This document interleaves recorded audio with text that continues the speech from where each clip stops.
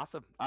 Welcome everyone to special one shot here on April 23rd. My name is John Griffin. I will be the DM for today. Definitely looking forward to playing. Got our players here as well. What I want to do first is introduce who the players will be, and we will start with Drunken Dancing. Oh, I'm going to be playing Talia, the Illitran elf today. All right, and then we can go with Colin. All right. I am playing Bran, a human Gloomstalker Ranger. Very nice. How about you, Dayton? Hi, my name's Dayton. I'm going to be playing Tyrion Kell, a paladin. Here to soak up damage and dish it even more out. All right, and then we got Key. Yes, I'm playing an X.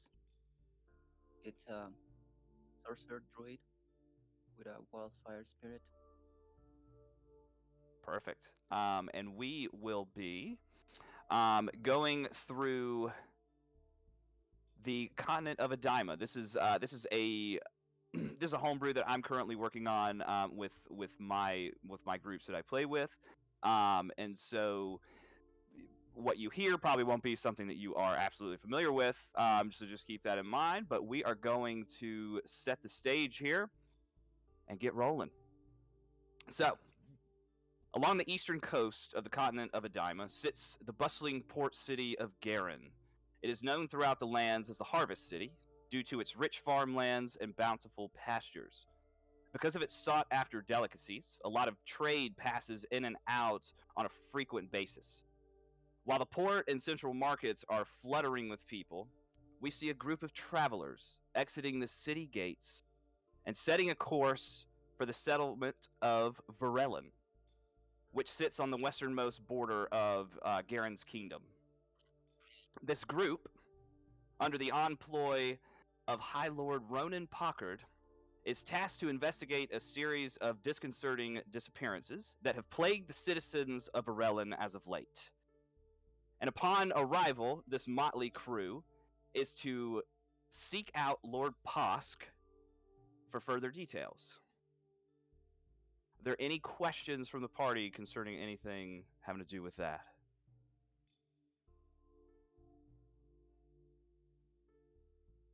Perfect. So, the sky above is mostly clear, aside from a few wispy clouds of which blemish the cerulean canvas.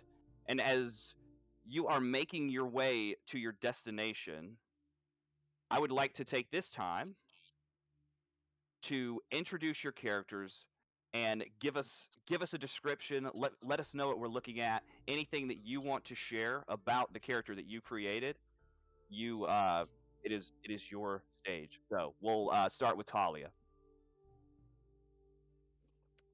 So Talia is probably around 5'8", 5'9". She has bright fire red hair right now. DM, can you confirm what season it is for me? Oh yes, it is currently in the fall. Oh, it's in the fall. Okay, so her hair is taken on more of like an orangey color, almost matching and blending in with the leaves, like she's a part of the landscape itself. Her eyes are like molten gold, similar to fresh grain, as if it's a time for harvest. You might notice that she'll stop and listen every so often, as if to the wind. She wears, aside from what looks to be a farming sickle at her waist, she has a large quarterstaff strapped to her back, and seems to be shrouded with a magical she definitely doesn't mind taking the lead as the party is walking down the path, enjoying the fresh air. Perfect. And let's go with Tyrion. Oh, Tyrion is a paladin. He's 6'1", about 200 pounds, in full plate armor. With every step he takes and everything, there's like this smoke that rises off his armor that doesn't have a scent, and it's just like barely, if you look at him, you could barely see it wafting up, but you notice it out of the corner of your eye.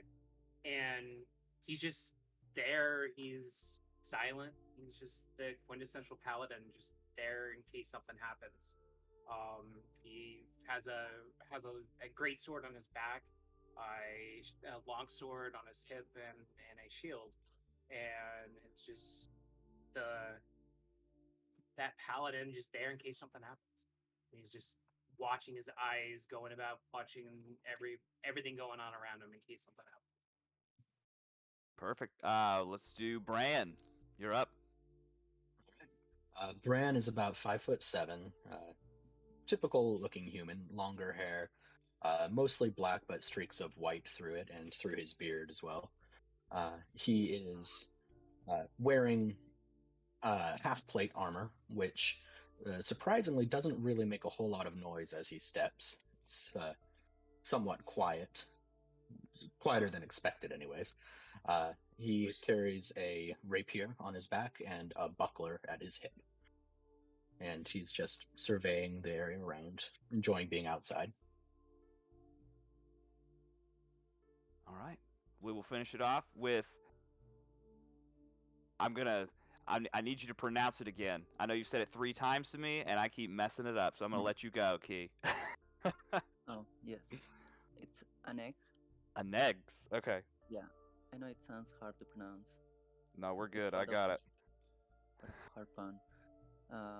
An X is satyr. And well, I'm not sure exactly how to describe anything about the appearance besides being a satyr. It's a sorcerer and druid. Has a wildfire spirit that I guess I just refer to crispy bacon. Full name. I love it. Is Crispy currently with you, or currently sheathed somewhere in your power? Yeah, we'll summon it when it's needed. Perfect. Awesome. So, as you guys continue to walk along the high road in search to get to your destination, the crisp air of fall. It feels, it's a little warmer than usual, and in terms for fall, it's not super cold, but there is that changing of the seasons, and as you guys approach the town of Varelin, kind of what you see is a very small, quaint village. It sits along the edge of a small river. The locals use as their primary water source. There are woods to the north of the town, which obviously where they hunt for meat, gather food. But there are also many farms spread out in the area where you could expect to see farmers toiling in the fields. But what's strange is it doesn't really seem to be very active. There's not really anybody working. The fields seem to be empty. As you guys are making your way there, and I'll say, Bran, you kind of hear in the distance a growing commotion that seems to be coming from the center of the town. And as you guys are making your way into the village, you see a few townsfolk kind of come out of their homes and make their way to what you guess is like the center of town. But like I said, what's really weird is it doesn't seem to be like any activity outside of that.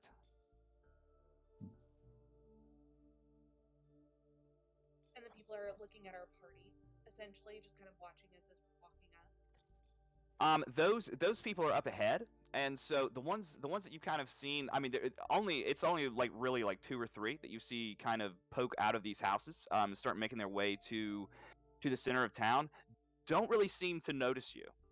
And like I said, there's nobody in these fields. It seems to be a little like there's not a whole lot of activity going on, and you guys really haven't ran into anyone yet.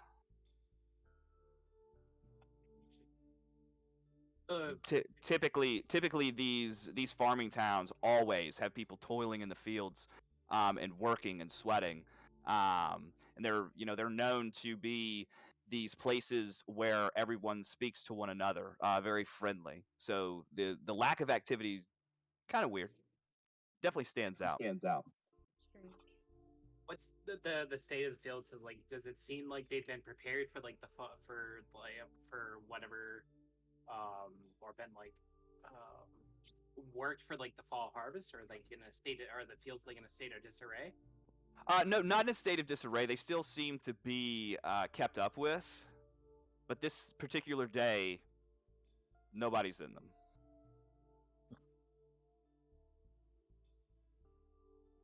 Do we know where Posk's house? We have any like directions? We need to stop and maybe Talia would just ask then.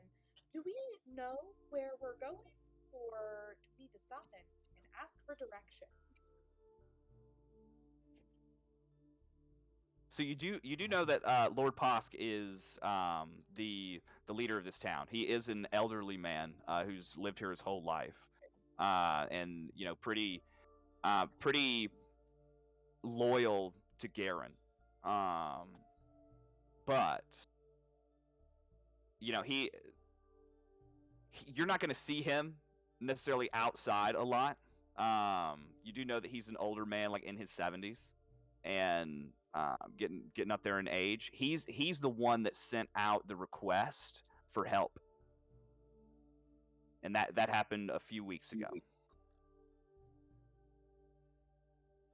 So you're basically just sent to go find him, seek out a little bit more information as to the disappearances that have been occurring in town, and figure out where to go next. So he's definitely your point of contact that you need to find. I suppose we head towards the center of town then. Towards that commotion. Agreed. Onward. All right, as you guys arrive, you see a lot of empty stalls surrounding the area, and directly in the center is a raised wooden platform around which a large crowd is gathered. And there is an elderly gentleman holding a thick cane that is desperately trying to subdue the loud chattering of the citizens. And as you guys kind of make your way forward, you hear this elderly man. He says, "I know you're all worried, but we cannot panic. I've sent word to Garen, and Lord Parkard has assured me he's sending help." Then you hear this woman scream out, "It's been nearly a month! How long do we have to wait before we're all dead too?" Then you hear from the other side, "By the time they get here, we're all going to be missing just like the other." There's a man, a bald man, that screams that from the right side of the platform, and the crowd begins to murmur and join together again, and it rises up into this cacophony of voices. And you guys can see that it's very quickly getting into this state of disarray. And you see the elderly man standing on the platform. He's waving his hands frantically in rebuttal. And eventually, whenever he gets the chance, as like the crowd kind of quiets down, he speaks again. And he says, "In case you haven't forgotten, one of those missing is Brienne, my own daughter." You kind of hear this like hush fall over the crowd at these words. "I want this to end more than any of you, and to find those lost returned safely to us. But we must be patient. We must protect one another. Stay in your homes as much as possible, and do not let anyone be alone. Until Garen's aid arrives, that's all we can do." What would the party like to do? At this point, I think Tyrion is just gonna walk forward and start pushing through the crowd towards the platform the Lord's on. Just silent, just making his way through until he comes right to the edge, so at least he can be seen. Okay, so you're trying to gain whose attention? Are you trying to get this elderly man's attention, or more so the crowd? The elderly man's. Okay. So yeah, as you kind of push your way towards the towards the front of this platform, you see his eyes, and I mean you can hear as you're pushing through the crowd, people, who is that? Who's that person? And kind of on the fringes, they're still talking about the disappearances, these people that are missing, and their concerns with everything. And as you step forward to this platform, you see the elderly man look down, and he approaches. He says, "Who are you, kind sir? Haven't seen you around here before." My name's Tyrion. I'm a member of the Order of the Shield. One of the members of a group that's been sent from Garen per your request. You can hear the people in the crowd. It's the aid. These people are from Garen. And the elderly man, he goes, "Oh, thank the gods. I'm Lord Posk. Are you the only one? Are there others? Do you have a group?" There are others. And Tyrion's going to turn over his shoulder from the direction that we came, so look towards the rest of the group. Probably obscured by the crowd. "Would you like to meet me in my home? We can go over the details a little further." Probably be best. "I can pour you a cup of tea." Do we hear that? Yeah. I mean, if you guys have moved forward, I mean, if you're actively trying to hear the conversation, I would say you did. But he is speaking directly to Tyrion right now. May I ask, do you have cookies too? My daughter was the baker. Oh. I'm afraid I don't make cookies as well as she does, but I do have tea. Well, then will it do. seems of utmost importance that we get her back as soon as possible. You kind of see, when you say like utmost importance to get her back, you see like the countenance on his face kind of drop into one of concern, and he says, "Yes, yes. Well, why don't we go to my home? Perhaps I could give you a little more information. We could figure out where you'd like to start." He'll address the crowd, and he says, "The aid from Garen is here. Stay in your homes today. Perhaps they can help us find the answers." And he'll lead you guys off to his house. And he takes you to this place. It's like a rundown log house that seems to have seen its fair share of hard times.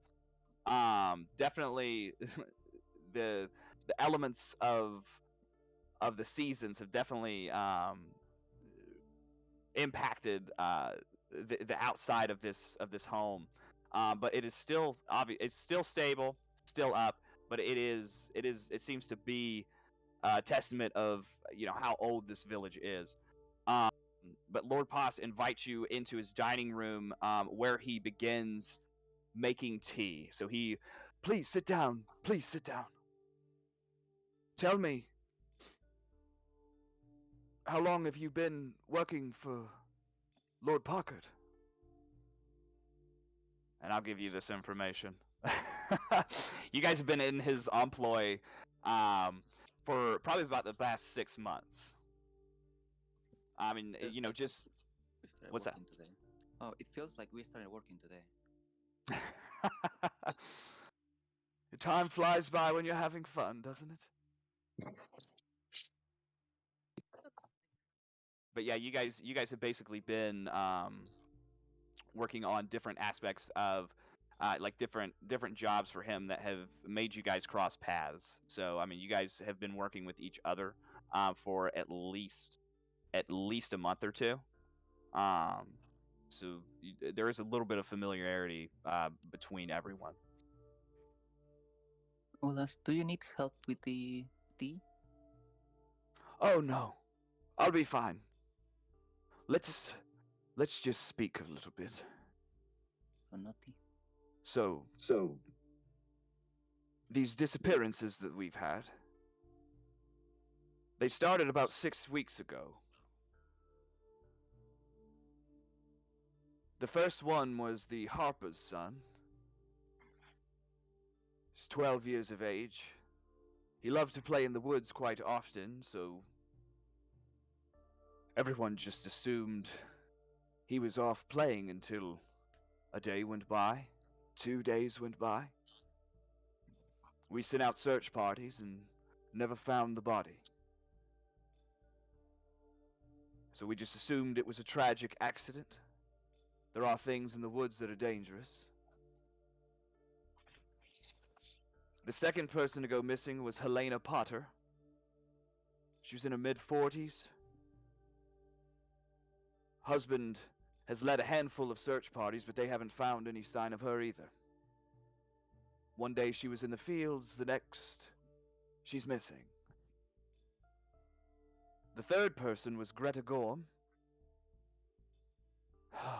You see, like, he takes a pause for a moment and he says, the poor thing was only 4 years old. Her parents went missing not even 2 days later. Absolutely no sign of them. That's when I knew something strange was going on, and I sent word to Garen. But in the past few days, my daughter Brienne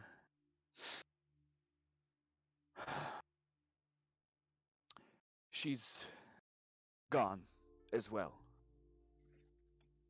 I want to believe she's alive, but I fear that hope would be foolish. And if I'm honest, I just want it all to stop. I want to find answers. Probably alright. And this is the first time that something like this has happened to you. Say that one more time. And this is the and this is the first time in the town's history that people have gone missing in this kind of way. Yes, we've never encountered something like this. You know, I mean, we've had accidents, hunting accidents, um, things of that sort, but never something so unexplainable. It doesn't make sense. Have we heard any stories of anything like this happening anywhere else? The disappearances, not so much. There has been some commotion around Garen lately of someone called Fader. Vader. Fador. And you've heard strange mentions of someone just known as the Queen. But as far as these disappearances go, not so much. This is definitely something that is new. Okay. Point Tyrion's gonna pull off his helmet and exposes his face, and he's gonna look the elderly man. He's gonna go like, were there anything like in common with like these disappearances? Was there anything like any kind of repeating theme, any kind of like something that was like present in every single one of them? Like, I wish I could say we found blood or something. I know that sounds a little stark, but anything that would have given us some reason to believe they're still out there somewhere or given answers, but no. It seems that these people have just vanished. No sign or trace of where they were, what they were doing. And no one saw anything? No. The only thing that I know is the last person that saw Brienne was Dr. Moss. That you know. Doctor. He told me that she was leaving his home the day she disappeared. Was she sick? Was she seeing a doctor because she was sick? No. Kind of They... doctor. He... That's just his name. Dr. Moss? Yeah, that's what they call him. They've been speaking more often as of late. He's shown an interest in her, and she has shown an interest in him as well. He's a good man. I'm led to believe that it may have been something emotional, some kind of relationship building. But my assumption is that she just went there to spend time with him, see how he was doing. Your daughter could have done worse than a doctor, so it's not that bad of a choice. Yes, as I said, he's a good man. He's lived here for about 5 years. Before that, anyone who was sickly or needed medical attention, we'd have to travel to Garen to get aid. But it's been nice ever since he's been here. We haven't had to do that. He's been able to help everyone who's been sick, and we love having him around. It's been very, very beneficial to our town.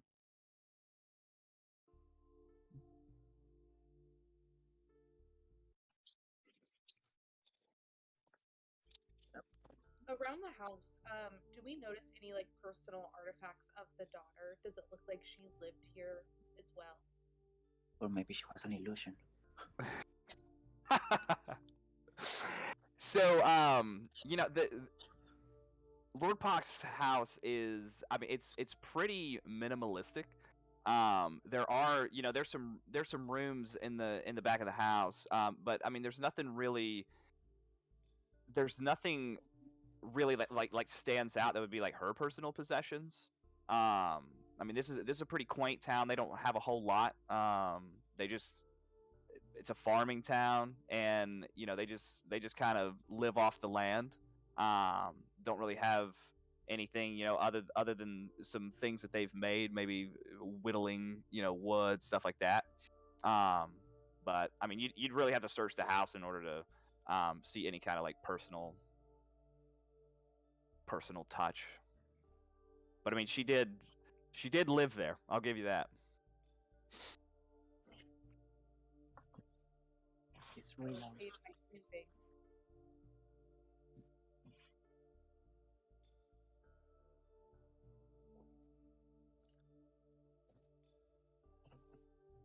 So what are your thoughts? I suppose perhaps Dr. Moss is our next stop. He's a very smart man. I've spoken to him, but not in detail. May I ask something? Yes. Is Dr. Moss? Is he a practitioner of magic, or just he helps people without magic? As far as I know, he doesn't have any kind of magical abilities. He's more so just a scientist, a man of practical means. Interesting. Okay. And he moved here 5 years ago. Yes. He showed Where up does he showed live? up in town, offered to help us out, and he just decided to stay. Have there been any new arrivals in town of recent? Other than those who were born, no. Just us. And these appearances started how long ago? About 6 weeks ago. About 6 weeks ago. Is there anything that preceded the disappearances starting? Was there any kind of event? Maybe it was the start of harvest. What is there anything that stands out? You know, I'm a simple man. I've tried to think about that very question this whole entire time, and I still have no answers. That's why I sent word to Garen. I was hoping someone may be able to find them for me. Apparently there's something I'm missing, and I don't want to fail my town. I don't want to fail Yeah. my people. That's important. You're missing your daughter. Yes. Were there any visitors about the time like that preceded before the anybody from out of town who came through was seen prior to the disappearances, like a week or two before the disappearances started, like anything out of the ordinary? No. As I said, the last new person to come was the doctor. No traders or anything like that have come through. Anybody from the village from your town, have they left and gone somewhere else and then returned in the weeks and months prior to all this starting? Not that I'm aware of. It's kind of hard to sneak past everyone. You know, everybody speaks to each other here. Then how did you send message of these disappearances? We sent it through a courier. Then couriers have been traveling. Well, that was Danon. I mean, he has since returned. I don't think he would be. I mean, he left and delivered the message. Here you are. Yeah. And not I to don't think he mention, would have anything to do with it. people went missing after he left to deliver the message as well, so he kind of has somewhat of an alibi in that. But Yes. if you think of something else, you should let us know. But I think it's best that we move and speak to either Dr. Moss or maybe even the Harpers, the people whose son went missing first, and try to connect some dots that way. I would probably say that start with the doctor. He's the smartest man in town. He's the one that saw Brienne right before she went missing. That's the last thing. That's the last incident that's happened. Probably be the best place to start. I've spoken with the Harpers, and I haven't really gotten any information out of them. I don't think that would really help you. What was the name of the Harper's son? The Harper's son, it was Quinn. Quinn, and he was 6 years old? He was 12. 12, okay. Yeah.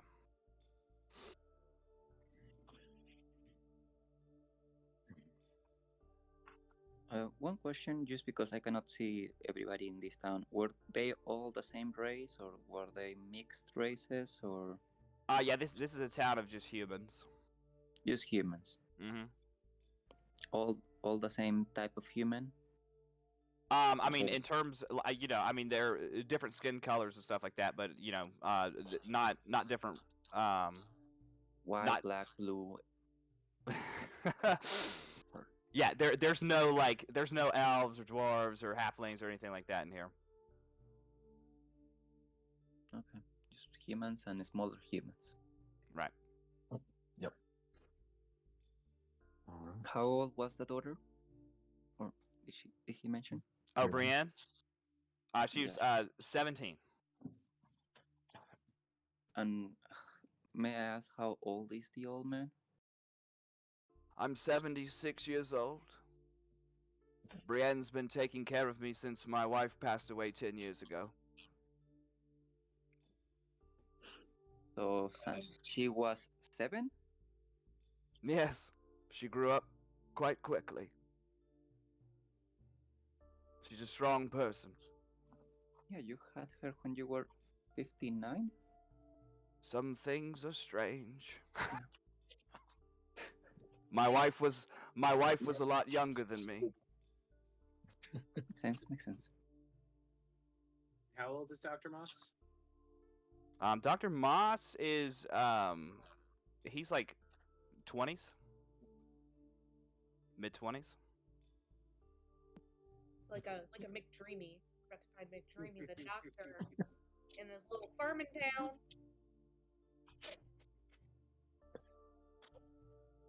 I think at this point, Tyrion's gonna look to the rest of their group and go, I think I think it's time that we visit Dr. Moss.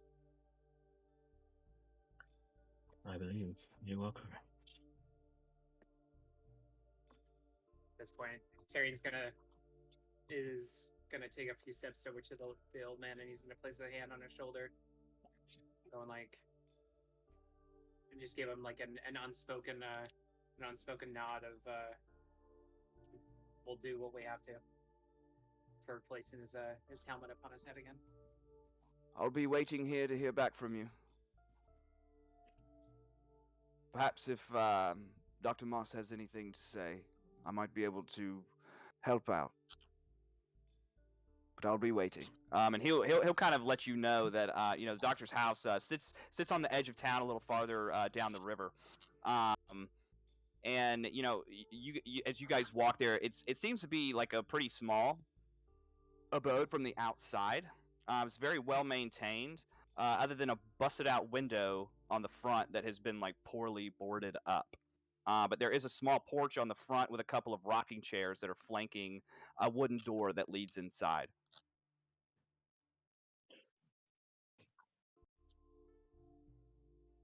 Did he say? Did Lord Posk say how long ago Brienne disappeared? It was within the last week. Okay. Can Talia would want to check the perimeter of like the building. Okay. Something I can do, and preferably without being noticed. So she would try to like almost blend in with her surroundings a little bit to like walk around this stranger's house. Yeah. Are you looking for anything specific? I can give Suspicious footprints. Potentially suspicious footprints. We saw the one window busted out, so maybe like other evidence of some kind of struggle or forced entry or exit. Let's do footprints. Would be more of a survival check. Let's do this just to make it easy. I'll either do a survival check or just a investigation, whichever one you want to do. And do you we'll make it? we'll kind of lump it up all into each other. Do you make it obvious that you are doing that? Well, I sure do with an 8. Then I can try to assist you and give you some guidance. How do you do that? Assist you with a help action, so you roll with advantage, and guidance is 1d4. Right, do you like say something to me or do you follow me? Yeah, do you need help with that? I believe you can do it. I'll help you. What are you looking for? She's got 2 pieces of grass in either hand, like looking between them. Well, I thought I knew what I was doing. I guess I do need some help. I'll start looking around for whatever I can see or smell with her trying to help. Here, I'll say roll another d20. Take the higher of the two, and we can add that d4. It's fine.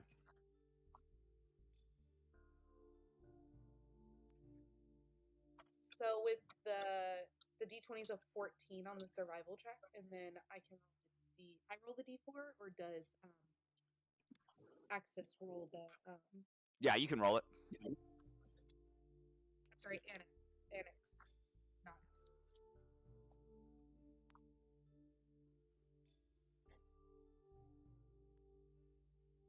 That is going to bring us to a 16. A 16? The second survival check, yes. Okay. So there are footprints. One is a little larger, seems to be boots, some kind of boots. There is another set of footprints that seem smaller. In terms of exactly what they are, I mean, obviously, I mean they're human feet. The shoes that they're wearing, but there are two sets of footprints that one's larger, one is smaller. But as far as the perimeter of the house, nothing else seems out of order.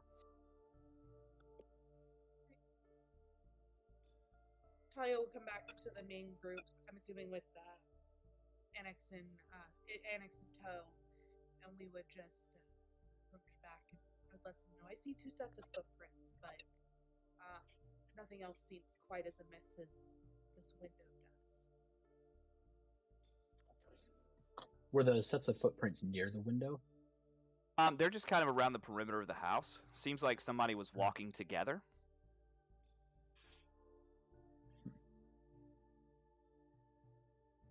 Interesting.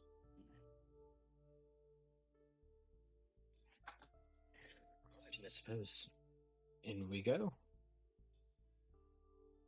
You guys barging in? You want to knock?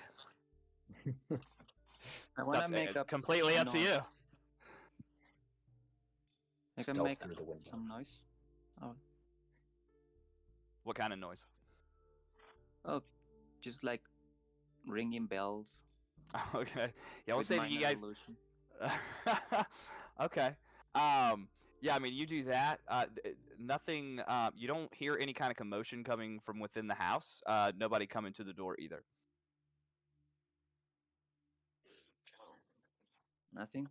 Mm-mm. Minor illusion. Can I make a scream?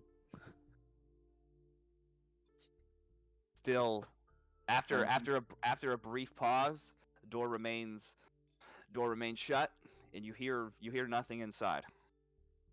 This Tyrian's gonna move to the door, and he's gonna knock loudly upon the door, like a pretty loud triple rap.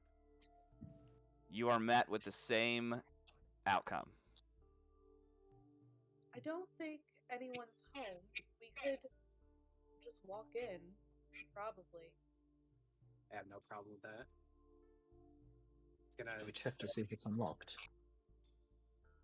Yeah. The door is unlocked. Doesn't seem to be secured in any way. Aaron's gonna open the door and just walk in. His Cool. boots thudding against the whatever floor. Cool. I just hear it. So as you walk inside, it is extremely quiet. The only light that is in the home is coming from what pours in through the windows. And the room that you walk into appears to be some sort of common room. There's like a sofa, a couple of chairs that are surrounding a small table. And from there you can see to your left there's like an arched entryway that leads into like a kitchen, and there's a hallway that leads straight ahead on the other side of the room. I will use flame. Produce flame, just so we have some light. Okay. Yeah, so the light that's pouring in here, in terms of like the rules, you wouldn't necessarily need a light source. Okay. It is still like in the middle of the day, so Okay. there's enough light. Yeah, it's bright enough to look around. Okay. Are there any signs of a struggle? Not that you can make out here. Nothing seems to be amiss. Everything's pretty much put together exactly how it would be someone living their day-to-day lives. Tyrian's gonna head towards the whatever rooms look like maybe like a bedroom, just to like look in and see if it's the same state as the common room. Okay, so yeah, so like to your left there's like a kitchen area, And like down the hallway will be where the bedrooms are, or the additional rooms. So whichever way you would like to go. Go down the hallway. Okay. So as you're looking down the hallway, you see that there's a door to your right. There's another door on the left, and directly at the end of the hallway is another door. So there's 3 rooms here. Go to the one at the end, all the way at the end, down the hallway. Yeah. So I mean, if you peek in, and what you see, this is a bedroom. The doors in the hallway are open, so I'll give you this as you kind of walk through them. One of them looks like a study. The other one looks like it is some sort like where he like performed whatever he needed to on his patients, whether that was like administering medicine or any kind of surgeries. And the room at the end of the hallway is a bedroom. So if you peek in, you see to the left there's a bed with some nightstands next to it.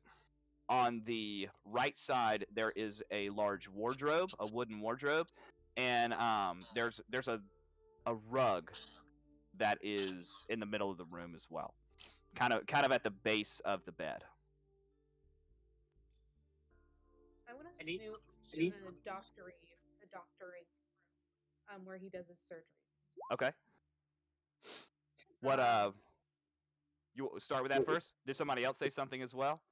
Yeah, I'm so sorry. No, you're fine. Is there anything amiss out of the bed, like from what I can see in the bedroom, without doing like any kind of like investigation or like perception checks? Like at first glance, I notice anything amiss? No, not yeah. In terms of just kind of peeking in and seeing, not that you can tell.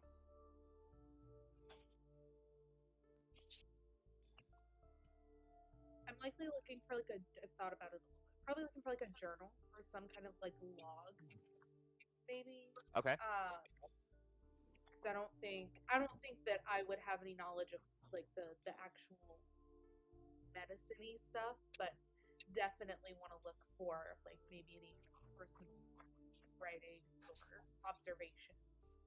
And that's you're specifically looking in the in like the medical room. Right now, I am in the medical room. Okay, so yeah, as you're looking around, what you see, there's like a metal rack with some like some coats on it that are stained. Seems to be some kind of medical coats to keep whatever off of himself. There is kind of this this stand is like pushed over into the floor, and some of the medical instruments that are on there, like such as like knives, are kind of scattered. And there's some cabinets, and if you look in those cabinets, you can see that there's 3 uses of a healer's kit in there, and an herbalism kit as well. Do you mention it to the party?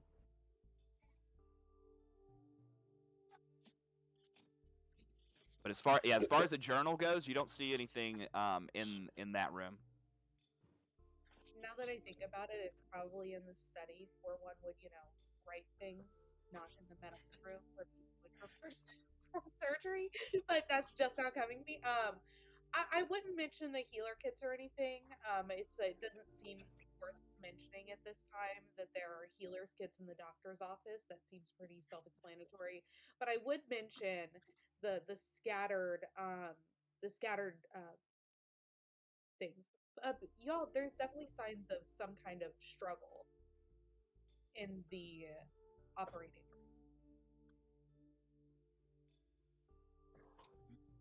room. I would like to investigate that rug. Do you want to do that before anybody I'm just asking in terms of, is there anything else you guys want to search in the house, or you want to go straight into the bedroom? It's up to you. Well, I'm just giving everybody their fair shot here. I'm also interested in the signs of struggle, though, in the operating room. I might check that first. see if I can look at it, see if I can determine any sort of idea of what might have happened. Let's do an investigation check. Okay. I'm not great at that. None of That's us. an 11. An 11. Mhm. Yeah, I mean, yeah, from it doesn't really seem.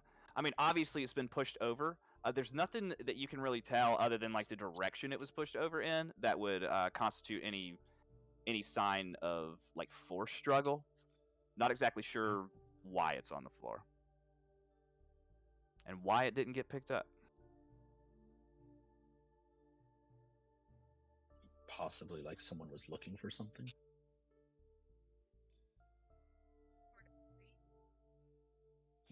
I'm sorry, what was that? In a hurry. If somebody was Oh, in a yeah. hurry.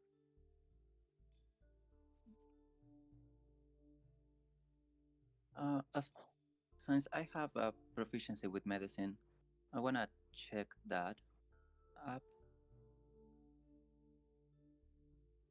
You're checking which? What are you checking? Medicine. I have proficiency with medicine. You're just talking about like the things that are in like the cabinets. I mean, whatever is around. See if it was. He actually is a professional with medicine. Yes, I mean, really, all you see in those cabinets that's still in there is 3 uses of the healer's kits and that herbalism kit as well, which is kind of just like a um, for medical practices and stuff like that, more so, holistic healing stuff like that. I'll take one of those. Okay. Medicine kits, healing kits. Alrighty. Anything else you wish to do? I really want to check out the study. If nobody else is in there looking at it. You said the study? Okay. So when you walk in there, so this room has a desk and is like every single wall has a bookshelf on it.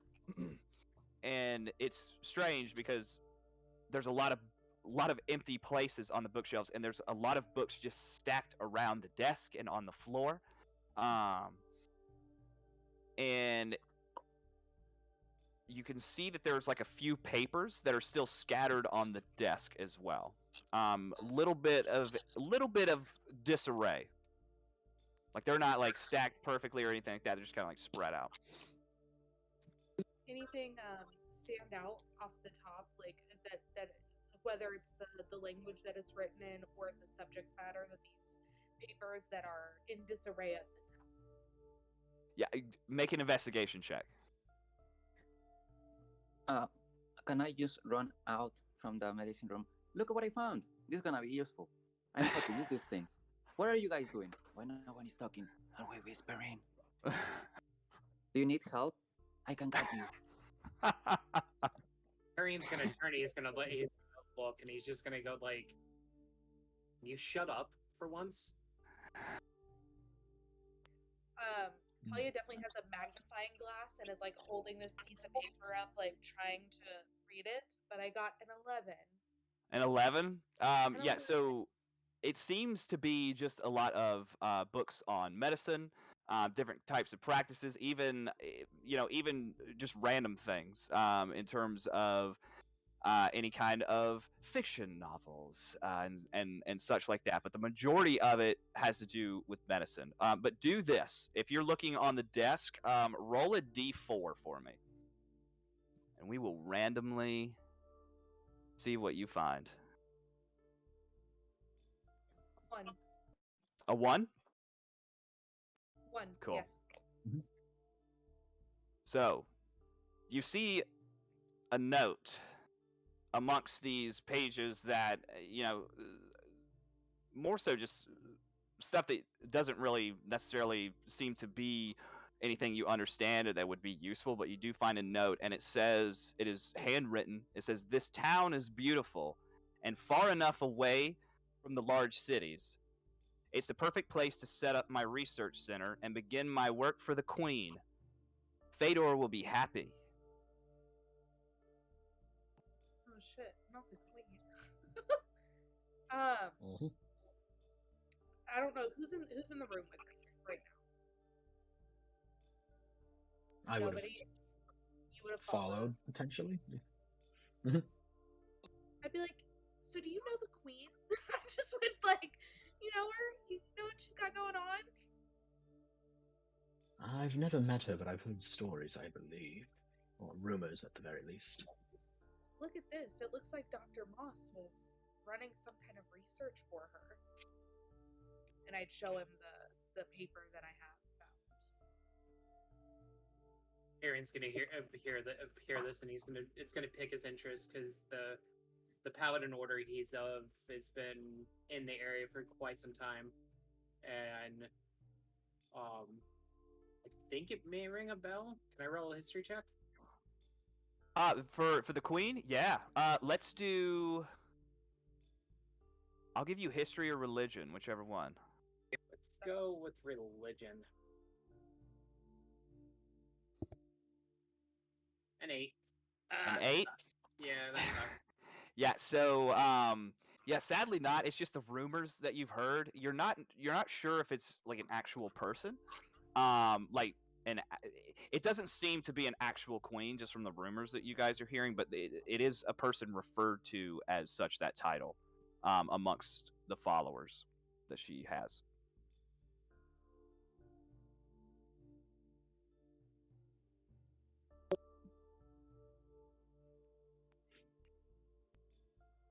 Well, who else here is pretty sure that there's a secret entrance to a laboratory hidden under that rug? Talia's eyes would kind of light up a little bit, like, interesting. You should go. I'm always suspicious of rugs. Well, I shall do so then. And I make my way to the room. Make an investigation check. Lifting up the rug to see if there's anything underneath it. That's a 10. A 10. Okay. So as you walk in, looking around, kind of checking out anything that kind of seems amiss. Definitely suspicious of the rug, which I think every D&D party is. You walk close, and as soon as you bend down to try to look under it, I need you to make a dexterity saving throw. Yep. Oh Alright. shit! Here we go. Already. That's plus 8. That is a 7 plus 8 for a 15. A 15. You pass. So what you see is like it's weird because the rug itself does not seem to come off the floor, but something on top of it that has formed itself to look exactly like the rug hops up, just whoosh, and it tries to wrap itself around you, and you back up just in time. And I need everyone to roll for initiative. Woohoo! Shit. Even if I'm not there, Yep. I left because I was yelled at. Roll the 9. Yeah, we'll position each other here in just a little bit. You guys are all on the roll 20 thing we got here. Yeah. Mm-hmm.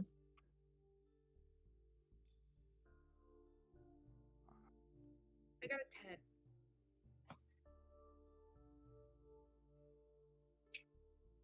10. I got a 16 plus 7. And in terms of placement, I definitely followed Bran into that room. So I'm like near. So we will go with marching order. I will bring you guys here. Oh, nice. So let's see. Talia, I am going to bring you kind of like in the hallway. Tarian, I'm assuming if you guys listen to Critical Role, you might know this song. I had to find some royalty-free music.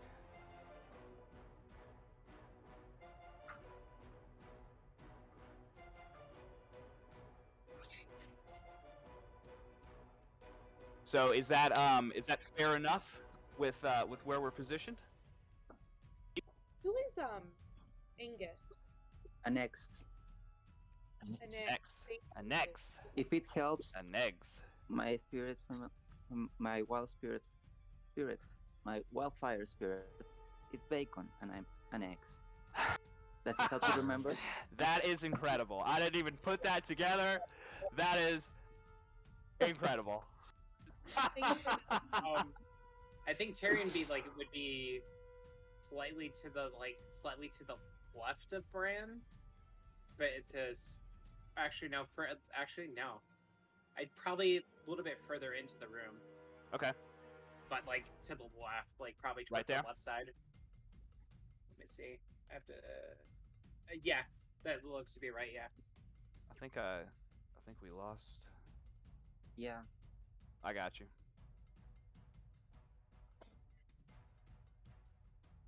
Boom, you're back. Okay.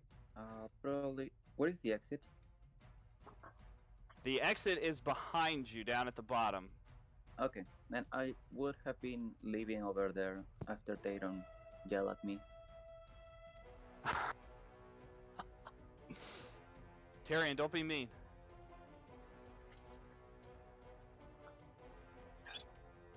Let's bring up the turn order. Paladin of the means. Out of the roadness. Sorry.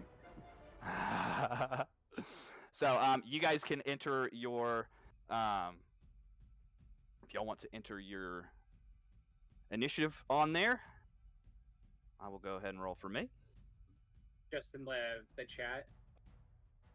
So do you see on Roll20? There should be a turn order. Let's see, where is that? I don't see that. Oh, right there. Okay. I see.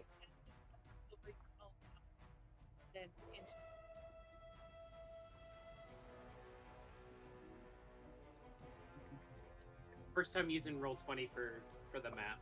Sorry. Oh, I got you. No worries. And eggs. What's your initiative? 14. 14? Gotcha.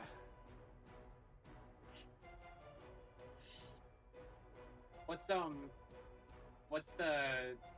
trapper's dex? What is your dex? 13. 13? You go first. Okay. I see you saw what I was trying to do there. I know that trick. Bran, we got you up first, man.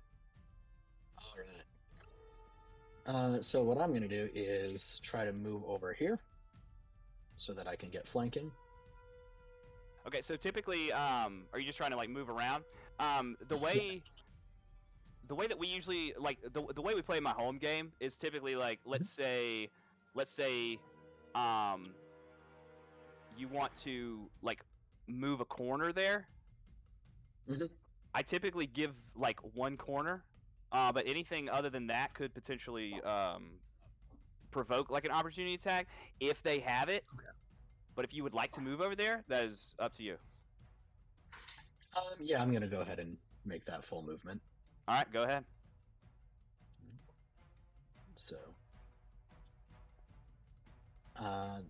okay. And then, yeah, I'm going to make 3 attacks because of my Dread Ambusher feature. So, that is, the first one is going to be, well, that is a miss with a natural 2 for a 7 total. Ooh, that is a miss. Second one, however, is a 15. 15's gonna hit. Okay. And the third one is that's a natural 19 for a 26. Absolutely hits. Oh, sorry, no, 27. Not that it makes a difference. All right, so let me just check the Dread Ambusher thing. So, okay, so my final attack that did hit will deal an extra 1d8. Correct. Okay, so that is going to be for the 2 that hit. It's 8 for the first hit, 8 points of damage. All right, And got it. For the second one,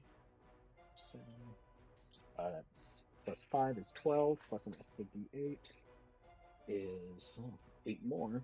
So for 20 points of damage on the second hit.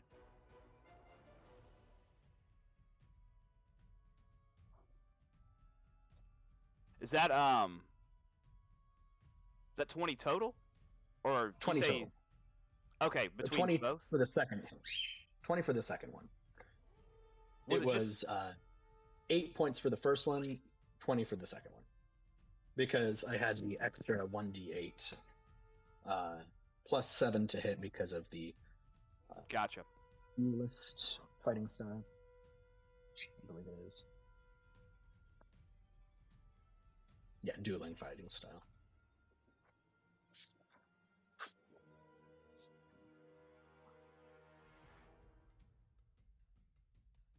Okay, gotcha.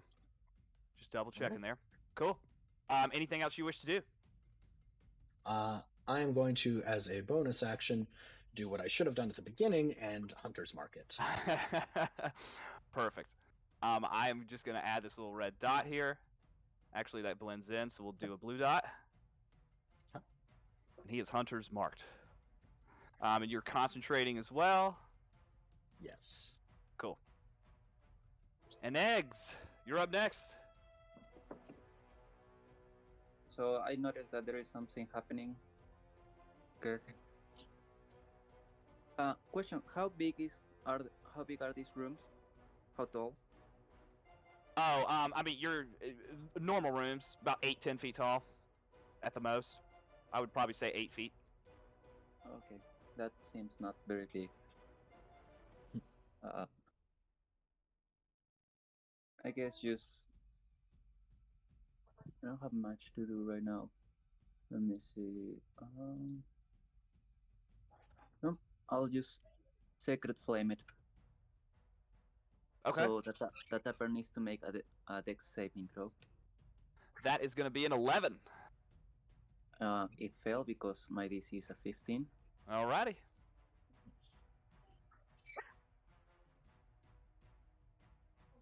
And that is 10 damage.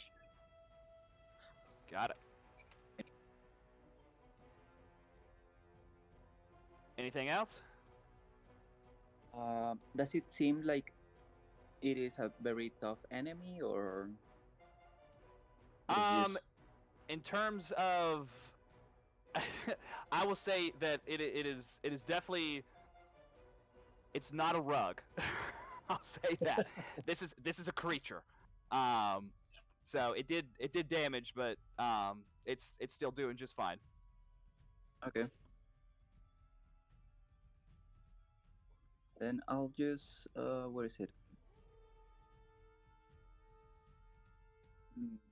No, I'll just wait there to see how it goes with Okay. everybody is doing. All right, we got Talia up next. Okay, so here's what I'm gonna do. First off, I'm going to cast Shillelagh on my quarterstaff as I pull it out from behind my back. Okay. Hold it with 2 hands. So basically, the party will be able to see the almost like the same gold from my eyes will drain away and become a little more dull, but then my staff will glow bright for a second and almost look like it's a piece of grain itself. And she's gonna step forward using my whole movement to just like beat this rug. Like I'm trying to beat the dust off of it like it's outside. Okay. So you want to move all the way up? All the way up. Right there? Yeah, because I think it's gonna take 30 feet to do. So. Okay. Yeah. So Bran helps you out, moving on the other side of the trapper. So you do get flanking. So the attack roll will be done with advantage.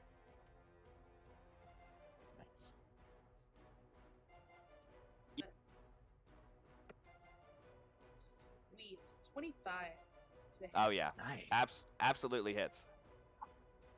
Just making sure.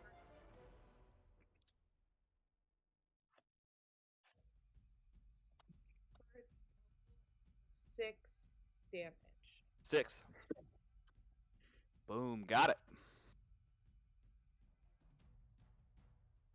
All right, that brings us to Tarion. So, He's been brooding over there. so Tyrion's gonna draw his longsword from his sheath on his hip and everything. And as he pulls it out, there's a faint moon glow that light that's gonna emanate from the blade and everything. He's gonna move forward. He's gonna attack the whatever the hell this thing is. Alright. And since I've got an extra attack, so it's gonna be 2 attacks actually. So stepping 5 feet forward, Yes, sir. going to town. Yep. So you get advantage and everything. Oh yeah. So. Paladin's about to paladin. So I'm gonna roll it a second time. Well, it's a 19, so I don't think I need to do it again because that probably hits, right? Hey, I mean, you could roll a In case 20. you get a crit. You never know. Let's see. Yeah. Nope. Okay. It's 19. So. One odd 20. Yeah, that hits. All right. So that do I have to roll for? I have to roll for the second one. So do another Correct. 2. Okay. All right. So the second one's gonna be a 22. So on the first one, I'm gonna burn a spell slot for Divine Smite. Okay. A smite slot. It's here. So that's that. Now let me see. One sec. Spend a bit spike. 2d8. So it's only a level 1 spell slot, so it's only 2d8. So, one momento. 18 points of damage on the first attack. Okay. Nice. And then, Very nice. actually, screw it. We're gonna burn a second spell. Oh my god, he's going for it. Might as well. So, Might as well. 8. Let's roll another 2d8 here. So 20 on that one. Dang. 20. Got it. This thing is starting to look hurt. And then let's see what can I do on my bonus action?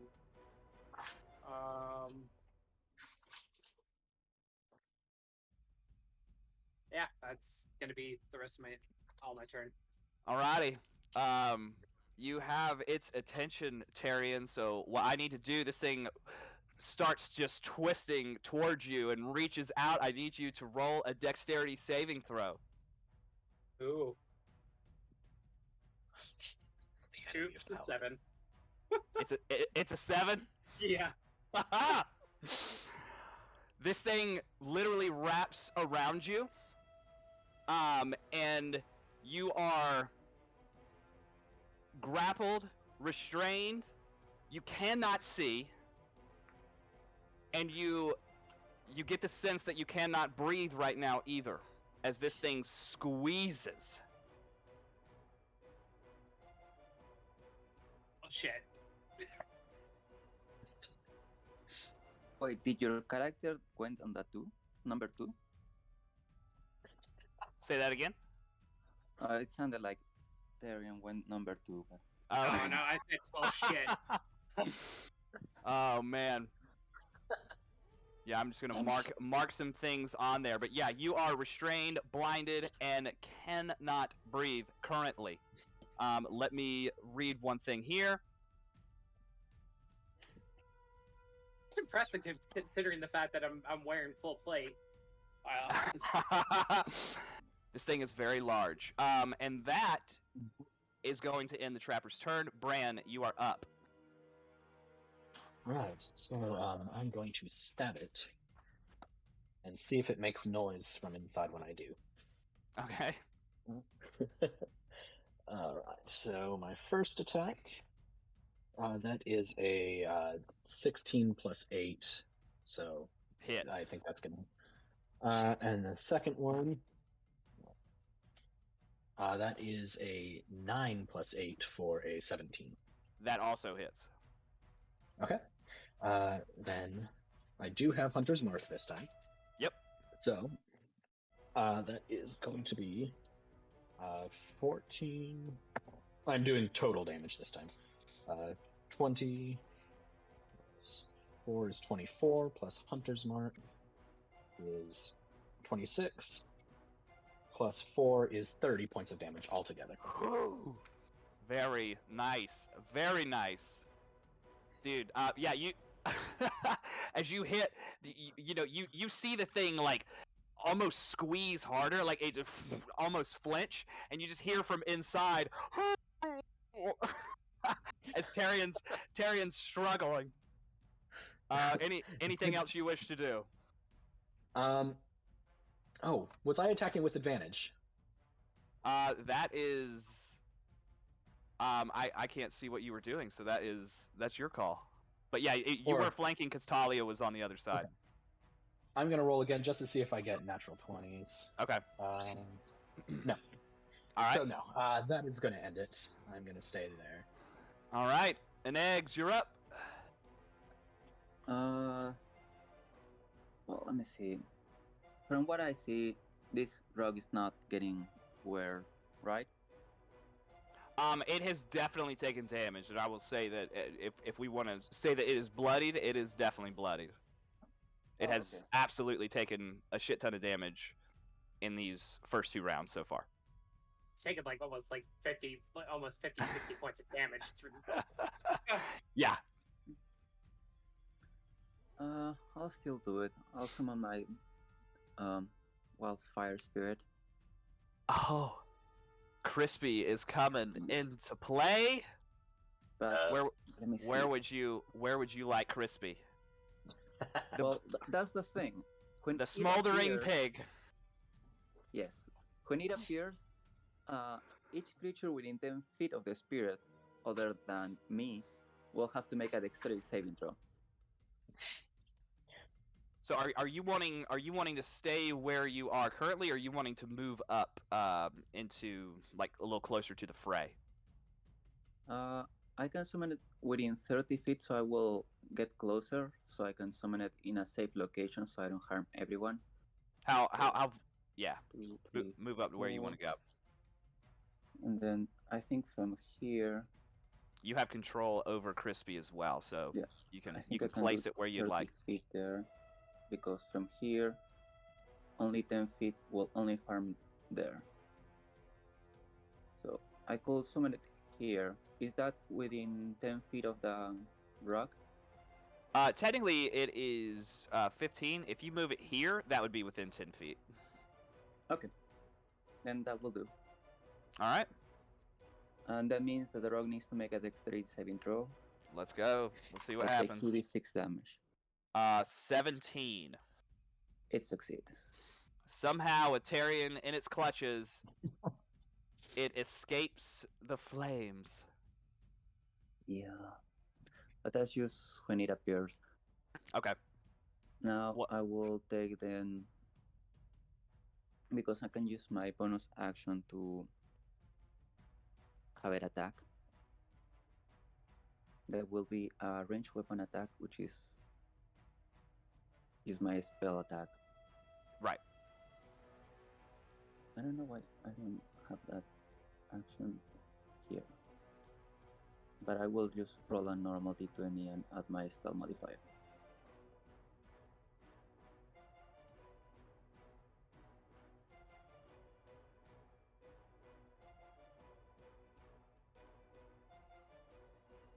It's 9 plus 4, I think it is, on this one.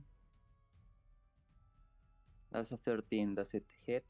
A 13 just hits. Okay. Nice.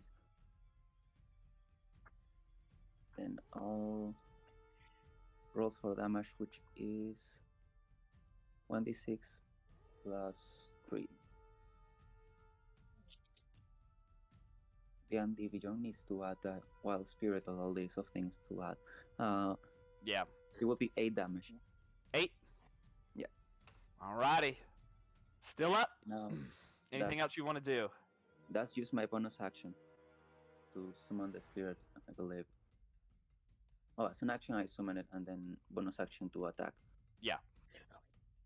So that will be all on my turn. Alrighty. Talia, you are up. This thing has taken a lot of damage. It has Tyrion in its grip.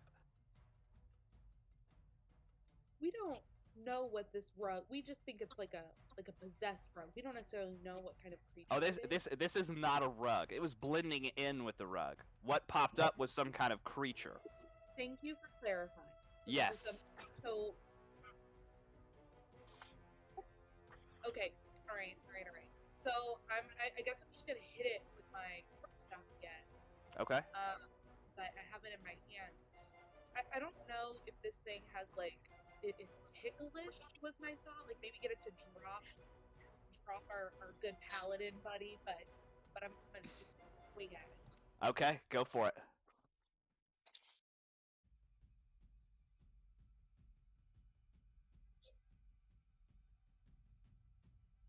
$23 to hit. It hits.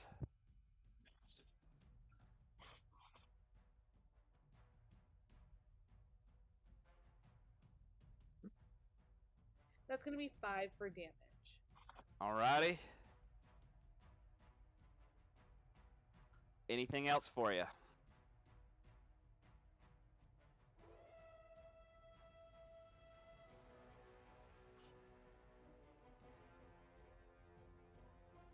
No,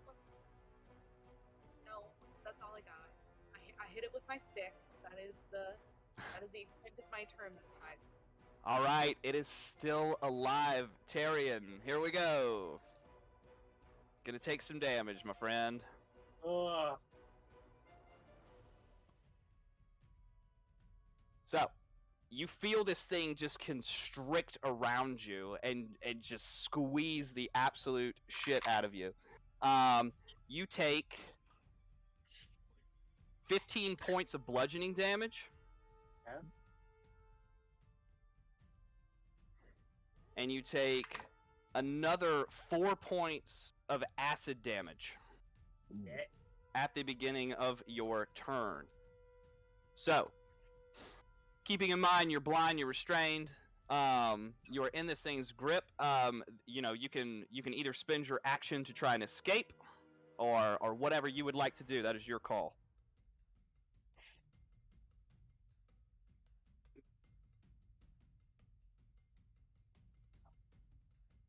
So, since I'm restrained, can I cast lay on hands on myself? Because like I'm constrained, and like my hand is on like obviously going to be against my body. Can I cast lay on hands on myself? Yeah, I'd say you can. Okay, well then, so hold on, that is 15. Maybe it's your hand. We'll say your hand is pinned to your thigh right now. Okay. And he said 4 acid, right? Yeah. Okay. Yeah, 15 bludgeoning, 4 acid. Okay, hold on. Let me.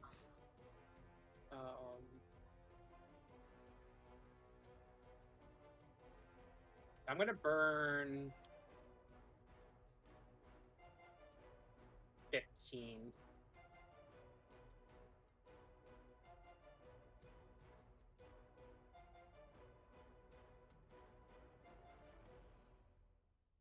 Yeah, so burn 15 of lay on hands. Okay. So 15.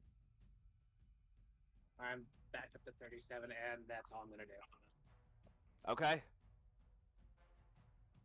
That is going to end the Trapper's turn. Bran, you're up. Top of the round. All right. I'm good at one very specific thing, and that is stabbing. So I'm going to do that again. All right. First one is a 14 to hit. That's going to hit. 8 + 6. And the second one is a 9 + 8 for a 17. Both hit. All right. So that is 7 plus 8 is 13 plus 7 for the second attack. It's 20 plus another 5 is 29. So, the first stab that you go, boom, you stab straight into this thing. You hear like this kind of just awful shriek, just and it unravels itself. And as you're going for the next one, you stab again, and it falls just below. Tyrion, you open your eyes and look to the side just as his sword goes straight past your face, and this thing collapses onto the floor and is dead. Aaron's gonna be like choking for air since he's been like squeezed like a like you, freaking ragdoll. You come up and you're just. It's gonna fall to the ground with like a heavy thunk. It's going like, took you long enough. You're welcome. Right, so. Are you okay? Do you need someone to take care of your wounds? No, I'm good. I'm good. Good. Because I was not going to kill you.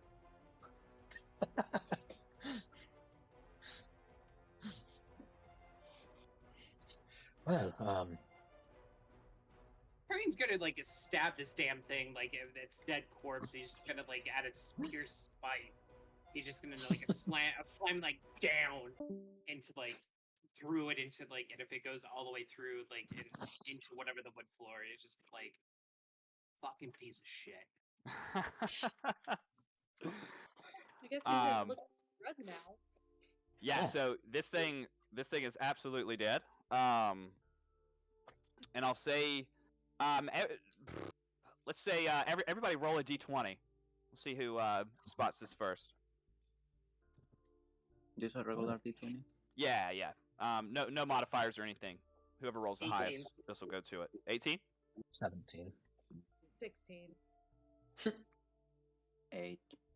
Oh man. All right, 18 wins. That was to Tyrion, correct? Yes, sir. Awesome. Tyrion, as you fall to the ground, just like kind of sucking in for air, you see that there is kind of this piece of paper that seems to be like ripped out of maybe some kind of journal. And there was another note. And it's kind of like right next to where your hand lands on the floor. Alright, so I see this. I'm gonna grab it, and I'm gonna like, my eyes are gonna glance over it, reading it, and this pissed off mood that I'm in now, because as I'm still trying to fully catch my breath. So what you read, it says, "Dear Fader, in case of my failure and possible demise, I have hidden a box in the wall behind the diagram in my laboratory. It contains a key that will lead you to Bedlam, my creation for our queen. But proceed with caution. The subject is only docile after consuming human flesh. If the citizens I have gathered are all gone, you will need to procure new ones lest the creature turns to you for its next meal." So I could have bet it.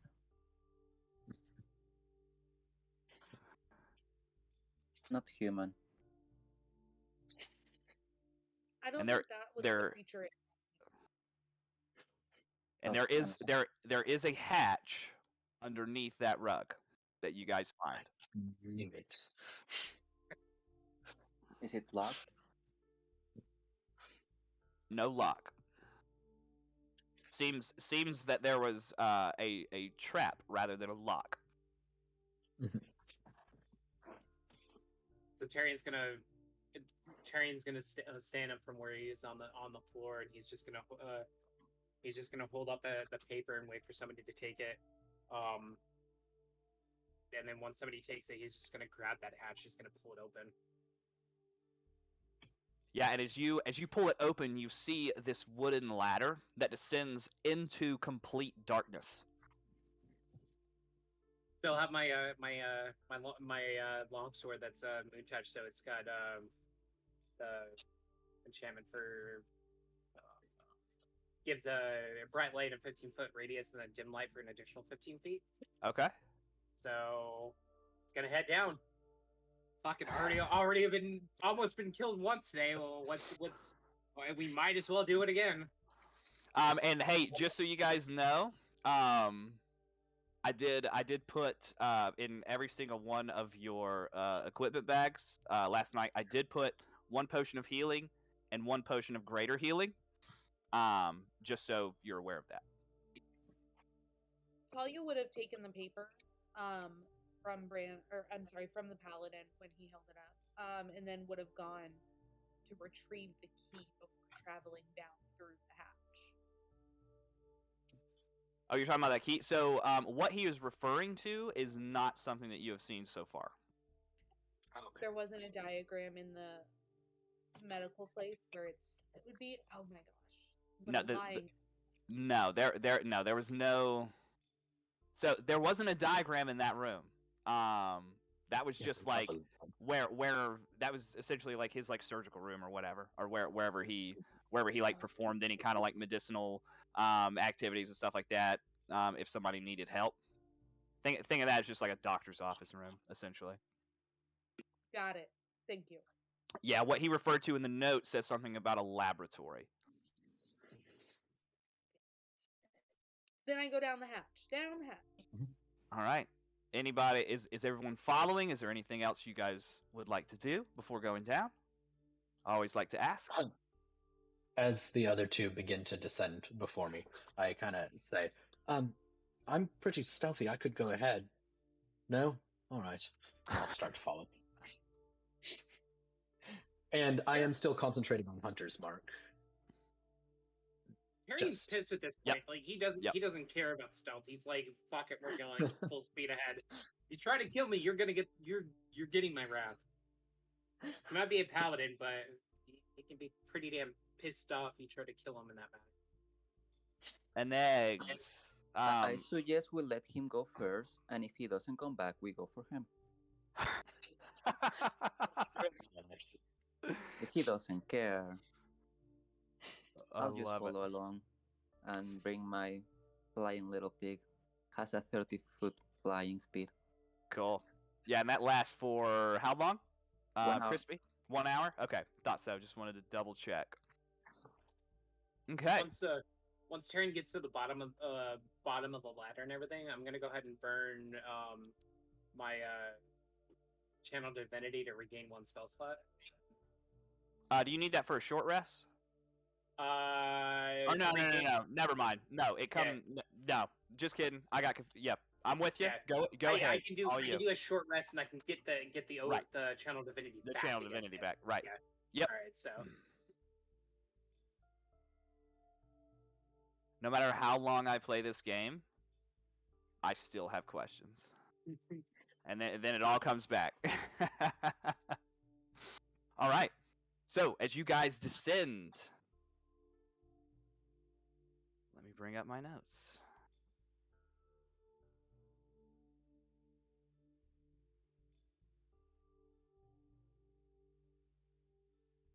The first thing that you notice is the smell of like old blood and like musty, moldy clothing. The stench is palpable, and the room is like fairly large. It's about the same exact size as what was above, so it's almost like a 30 by 30. And it contains 4 operating tables. So it's kind of crammed up in here. And each one has some kind of cadaver on it. And there's a desk that sits on the far wall, with more papers scattered atop it. And above that is a diagram of a human body, and there are 4 separate quadrants with notes that are like along the sides of this diagram.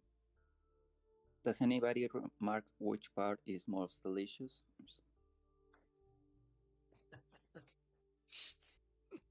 to feed that creature if we need. I'm hoping finger, because I could probably spare one of those, but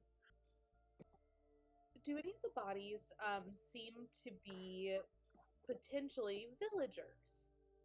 So, 3 of them seem to be creatures. One of them is a human corpse. A kid, or is it all? Looks to be adult. You can kind of see by the size. No need for a Okay. roll there. Can we tell if it's like male or female? Can I make a medicine check? Yeah, make a medicine check. I'll guide myself. I like it.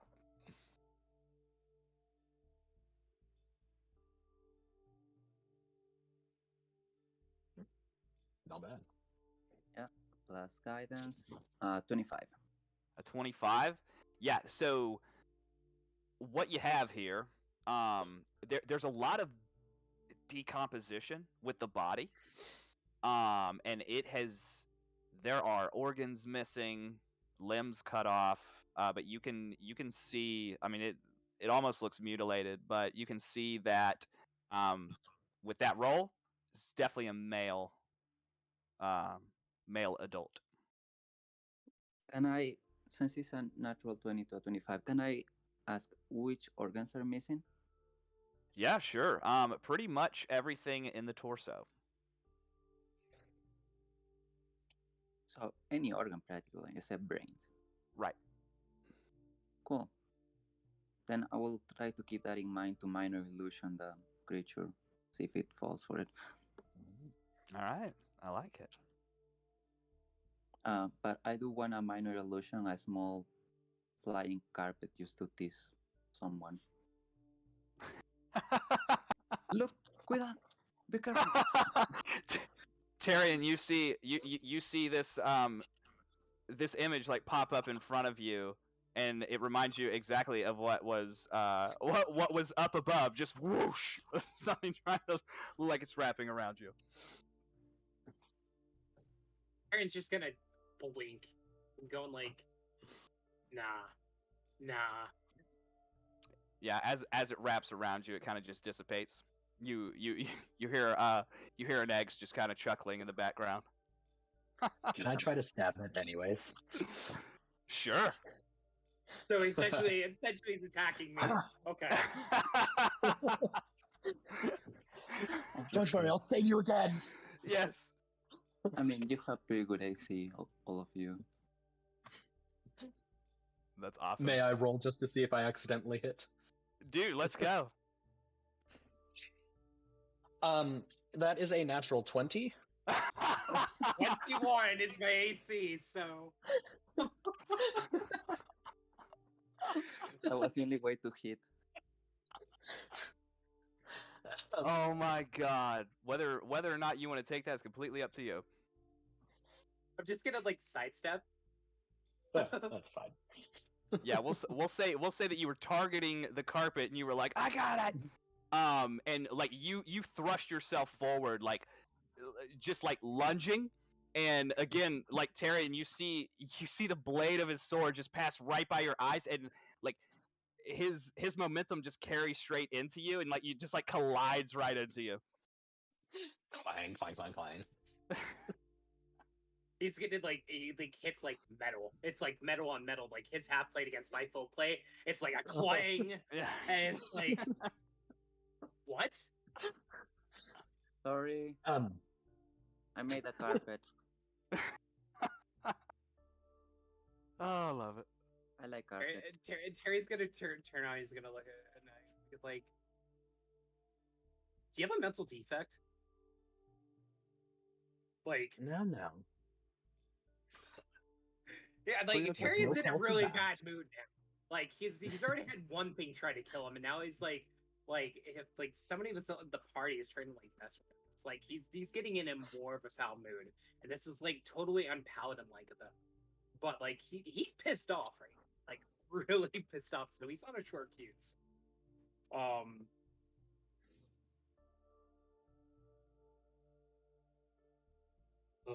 What would you guys like to do in the room?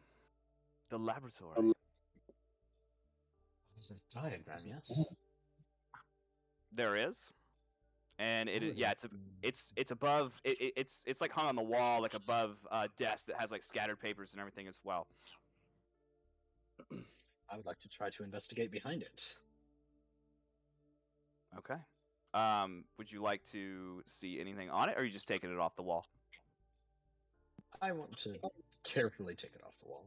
Okay. If he's taken off the wall, Talia would definitely reach for the diagram to see if she could read anything or discern anything about the creatures from it while they're investigating. Okay. Yeah, that's cool. We'll say that he takes it off the wall, kind of passes it over to you. We will go. Essentially, what you see is kind of this nook that is kind of dug into the wall, and there is. You see a black metal box that's kind of like tucked away, in this like square alcove, and there's an iron lock built into each of its four sides, and each side has a keyhole with a sculpted image above it. And resting on the top of the box, wrapped in cloth, are four iron keys, each with a different number of teeth. I'll give you that, and then we will go to Talia. While you're kind of like looking over this box, Talia's going to investigate this diagram. There are notes on this diagram, and it's kind of split up into four different quadrants. And so, I'm assuming, would you like to know what is written on here? Or is there anything specific that you'd like, or are you just kind of reading what's written? I'm reading what's written. I'm looking for an indication into what happened, like, because I don't know, it feels like these were originally people and they are no longer people, or what the creatures are, or if it just, yeah, I just want to know what it says. Okay, yeah, I mean, you can tell that the creatures are definitely not like humanoid at all. So quadrant one, it's basically it basically just like lists this information. And so this is what it says. Quadrant one says, bite isn't very powerful. Tail doesn't seem to be used for protective purposes. Hide is highly corrosive. Destroyed my instruments as I attempted to dissect. Need to find material that can withstand.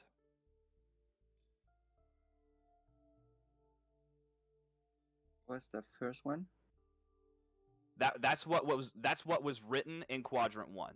That's just notes kind of on that. And again, there are four tables with different creatures and that human body as well. So quadrant two says stench is palpable. Nearly left me unable to lift my arms.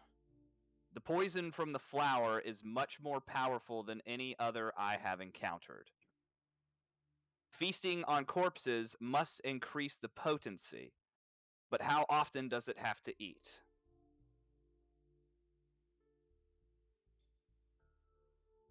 Quadrant 3. The paralyzing agent I extracted from the tentacles is very unique. Given its size, it seems to be quite agile, able to climb without aid. Its dark vision should be valuable as well. And then quadrant 4, you see a lot of like different lines and words that have been scratched out. It's a little erratic. But at the bottom, you do read, I think I have finally found my answer. The mutations have progressed faster than anticipated. I need to contain this creature until everything is ready. And the party would probably hear Talia under her breath go, "Damn royals!" Like just like muttering and frustrated. Looks like they're building a super weapon or something. Does it sound like any that you have you said that out loud? What you read in the quadrants? Yeah, I share. It looks to be information about the creature, whatever it is. It's almost like weaknesses and its strengths. I know that you're the only one with intelligence of +1. Everybody's 0 or negative. So our history check will be bad, but I want to know if my character knows anything about this creature, if it remembers. Are you talking about the creatures that are on the operating tables? About the creature that, based on the characteristics that she have read. Do this. Just roll roll a straight intelligence check. It's the same D20 thing as D20 plus your intelligence modifier. that's 0. We all are terrible at intelligence. No, that's fine. Yeah. There's a reason. Oh, 19. Oh, a 19. Okay, so here's dude, the dice giveth and the dice taketh away. So from that roll, you can kind of deduce that what he is speaking of in that diagram is something that he created, and it more than likely has to do with what is in this room on these tables. So this probably isn't a creature that you have ever come across before. But it comes from different creatures. Correct. What creatures are around then? Here we go. If you would like to do that, whoever would like to try to get some information on that can roll a nature check, and depending on how high it is, will be how much information you receive. I'll I'm decent at nature. Who's good with nature? I have a +3. 3. So since I was looking at the diagram, I would definitely then start to wander around the room to check out the various creatures. Okay. As far as the Bran, nature I'll give you goes- guidance. Okay. And I'll Hold on. assist you. Hold on, just say, what'd you say, Talia? Talia got a 15 in terms of the nature check as she wanders around the room, like holding the diagram in one hand and like looking at these creatures that are on the table. Okay. And Eggs, did you say you were guiding her? I was going to guide Bran, who I asked who is good with nature, and he said I am. And so Yeah, I think Talia, you have the highest nature thing, don't you? Or am I? I mean, No, am I no. wrong? I should, but it's more based in survival. So her powers Okay. are more based on the survival instinct rather than it's like a combination of survival and nature. But nature I got you. powers. So yeah, do this for me. We'll say that we'll say that an Eggs gave you guidance. So go ahead and roll a d4 and add that to that check.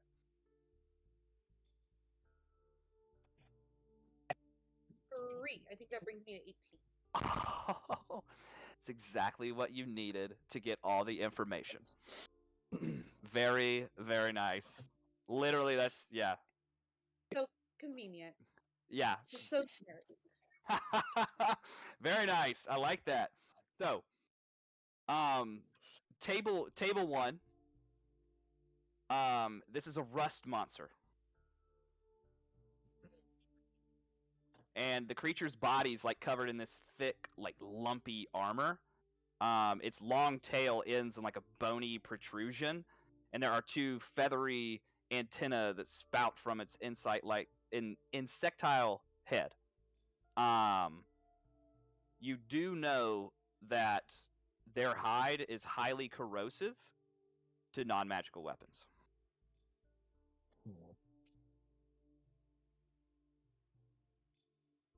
I think Colin just gave me a stink eye. I just got. He's like, That's now good. I understand. that's usually one magical weapon. The one on table 2, and these do correspond with the quadrants as well. This is a corpse flower. This is the one you needed a very high DC to get. This seems to be the main source of the stench, but it's a large flower with yellow, red, and dark green petals spread open, and in the center, where a pistil should be, there's absolutely nothing. And it seems like that pistil has been delicately removed. And the one on table 3 is a carrion crawler.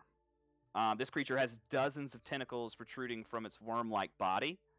It has large black eyes and sharp teeth that are flanked with like jagged pincers. And so with that, you can probably, like I said, they correspond with those the quadrants as well. So all the information that you gathered from that would be on those. What's missing from the human? All the organs inside of its torso. I did that check. Based upon what we know, can we determine whatever's been created by the Secco is undead? I think that would be out of your. Know. I don't think you would know that at all. I mean, you have this information, but exactly what he's been doing, you're not sure.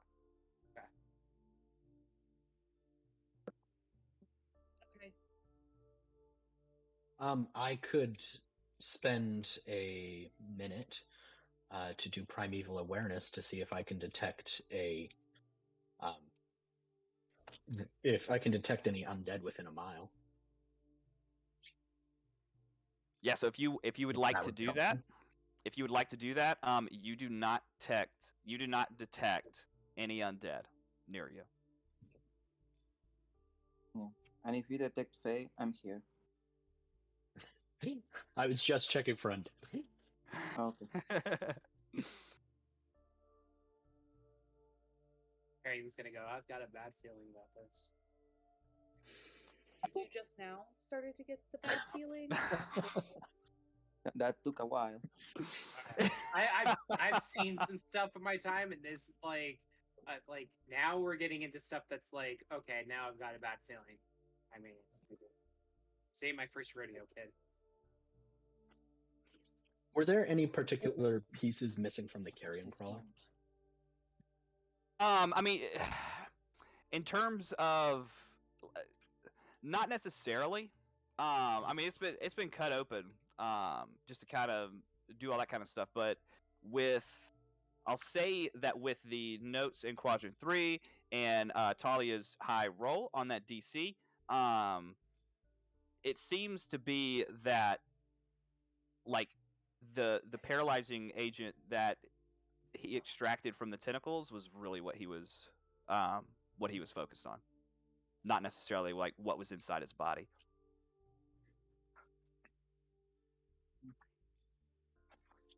He probably mixed the body with itself, and now he's a monster. That is a possibility.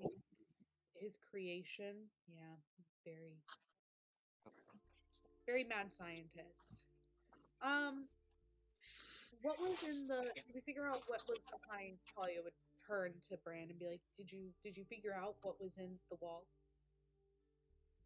Oh yes, and I pull up the box. Yeah, so we'll say that you've been kind of looking at it while she's been reading as well. But go ahead.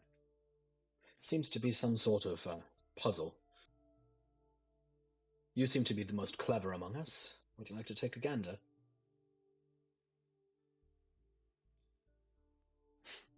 Yes.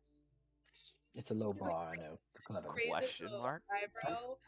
I'm very clever, but puzzles. I don't know. I like what's in front of me. Tangible kind of person. She winks. But she'll takes the puzzle and looks at it. Okay, so essentially there were resting on the top of the box, wrapped in cloth, are 4 iron keys, and each one of them have a different number of teeth. And there's also a note from Dr. Moss that says, "I apologize for the cryptic message, but one can never be too careful. I'm sure your wit will help you find the answer quickly." And this is what it says. It says, "The spells on these locks are all the same, though each possesses a unique name. Count on your answers to unlock the way, but use the wrong key to your dismay." And so what you see above each, so there are keyholes on all four sides. And so you see an image of a snake, you see an image of a bat, you see an image of a spider, and the image of a wolf kind of carved into this box. Spider, wolf. Snake, bat, spider, wolf. Yep. I'm sorry. Spider, wolf, snake, and then what's the one I'm missing? Bat. And then snake is number 1, bat's number 2, spider's number 3, and wolf is number 4. Yeah, I mean, like, not necessarily a number. That's just like kind of as you're looking at it, that's kind of what you saw in that order.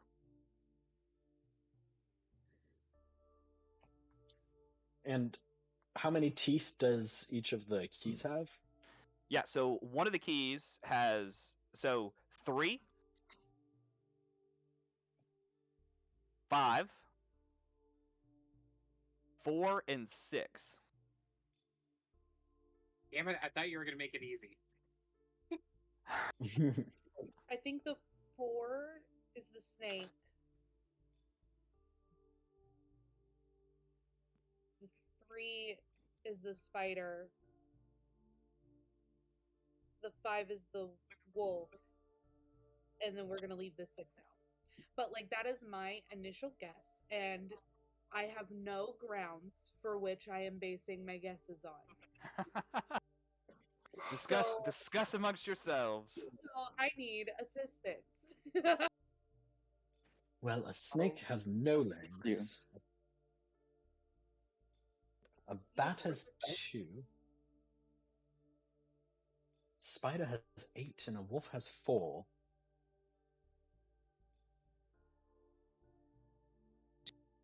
A spider has 8 eyes. Are we listing the features of each animal? A spider has.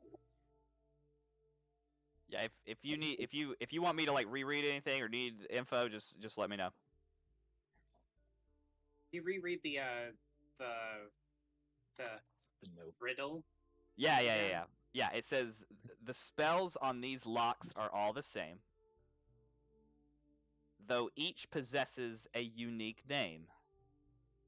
Count on your answer to unlock the way, but use the wrong key to your dismay. Oh.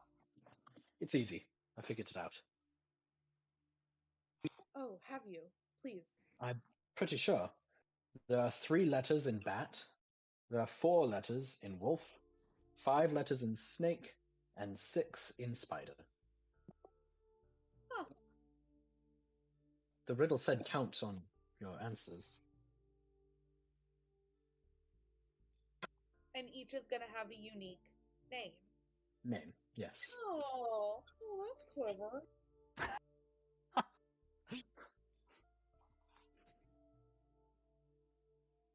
So the 3-toothed key goes with the bat. The 4-toothed key goes with the wolf. The 5-toothed key goes with the snake, and the 6-toothed key goes with the spider. And I am willing to put the keys in the lock myself so that nobody else has to risk the. Were we only supposed to put 3 keys in though? I thought there was like a limit. Was there anything? Was there? No, there wasn't. No. I'm making. The key is a word. I think you have to say it. Isn't it? Or are the keys like physical keys? Yeah, they are physical keys. Computer keys, like piano keys, or key keys? Nope, something you would stick in a door, in a lock. Skeleton keys. All right. Does anyone Rand. have any other ideas, or should I attempt it? I also put it Do on your the thing, Rogue.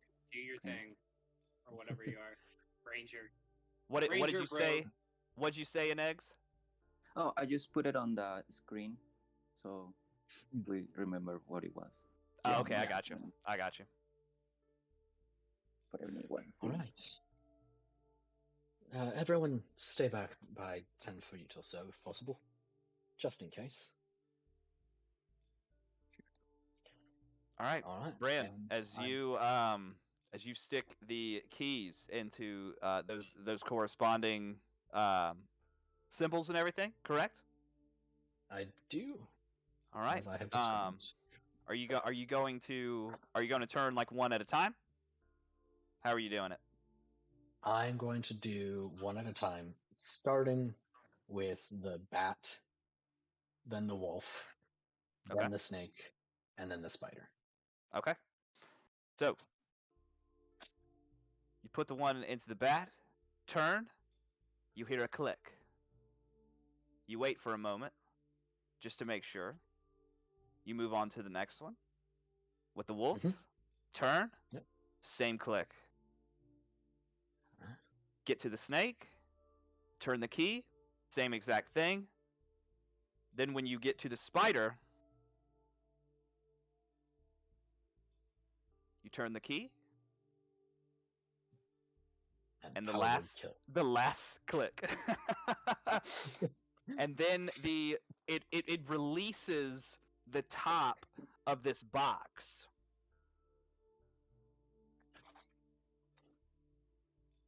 And what you see inside is this like metal symbol.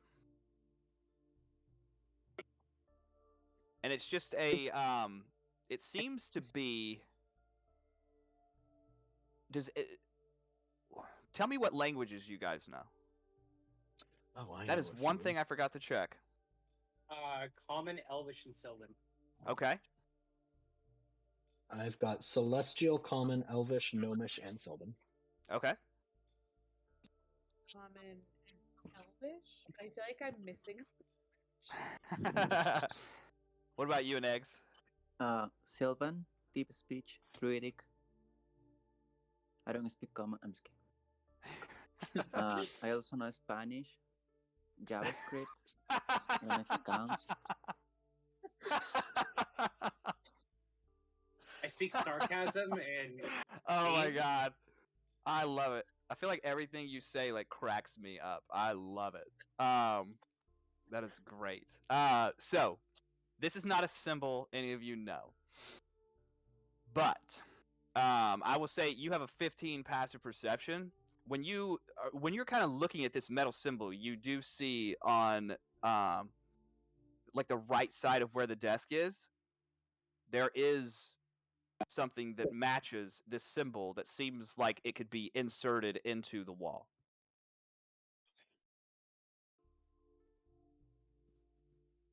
Right. I'm going to point it out to everyone. Shall I go ahead and, put it in, see what happens? Might as well. That's what she said. Thank you. Man, we're getting all the jokes in here. So you insert this, and you just see the you see like this break in the wall, like kind of right in the center of that thing, and it just starts opening. Nice. And you peer down this like 20-foot wide tunnel. Again, completely dark. I know we have Tyrion's sword lighting the way there, but beyond the light that it projects, just complete darkness. And so the walls are like they're just earthen walls. It almost seems like this has somehow been dug into the earth and leads a little bit farther in. Tyrion's gonna head down. Wait, Terry, wait, please, just a moment. He's stopping his steps. He's gonna turn around, going like, "What's up?" Would you That's mind if it. I went ahead just a little bit? Sure. All right. I am going to stealthily move forward. Gotta remember, Tyrion's pissed off. He's like, something to try to kill me. Fuck it, let's go. Shouldn't that make you more worried? So part of like Tyrion's history, like I didn't like when I was describing, I didn't talk about it. his he used to be a farmer, and his village was wiped out, and he was one of the only few survivors. And he lost his wife and his daughter. That's what set him on the path to become a paladin, and so kind of has like a connection to this, and it like reminds him what happened to him, and add in the fact like this damn thing that thing upstairs tried to kill him. He's pissed off, so he's like he's kind of he had a lot of like anger and bitterness built up in him until like the order the shield is paladin order that he is in like it found him and gave him a direction to go, and he's kind of reverting back to that again in a way, and so he's pissed off, and he's just like kind of got like a singular focus, like he wants to find whatever the fuck's going on. He just wants to kill it because it's like something coming from his history. Yeah, makes sense. Bran, before we go any any farther, give yourself some inspiration for solving that puzzle. Oh, thank you. Yeah, so keep that in mind. Mhm. Da da da da. And if you guys are wanting to press forward, we will step inside. I would Long like to TV. continue ahead. Wait, That I all want to is do you? something. Okay, go ahead. What do you want to do, Talia?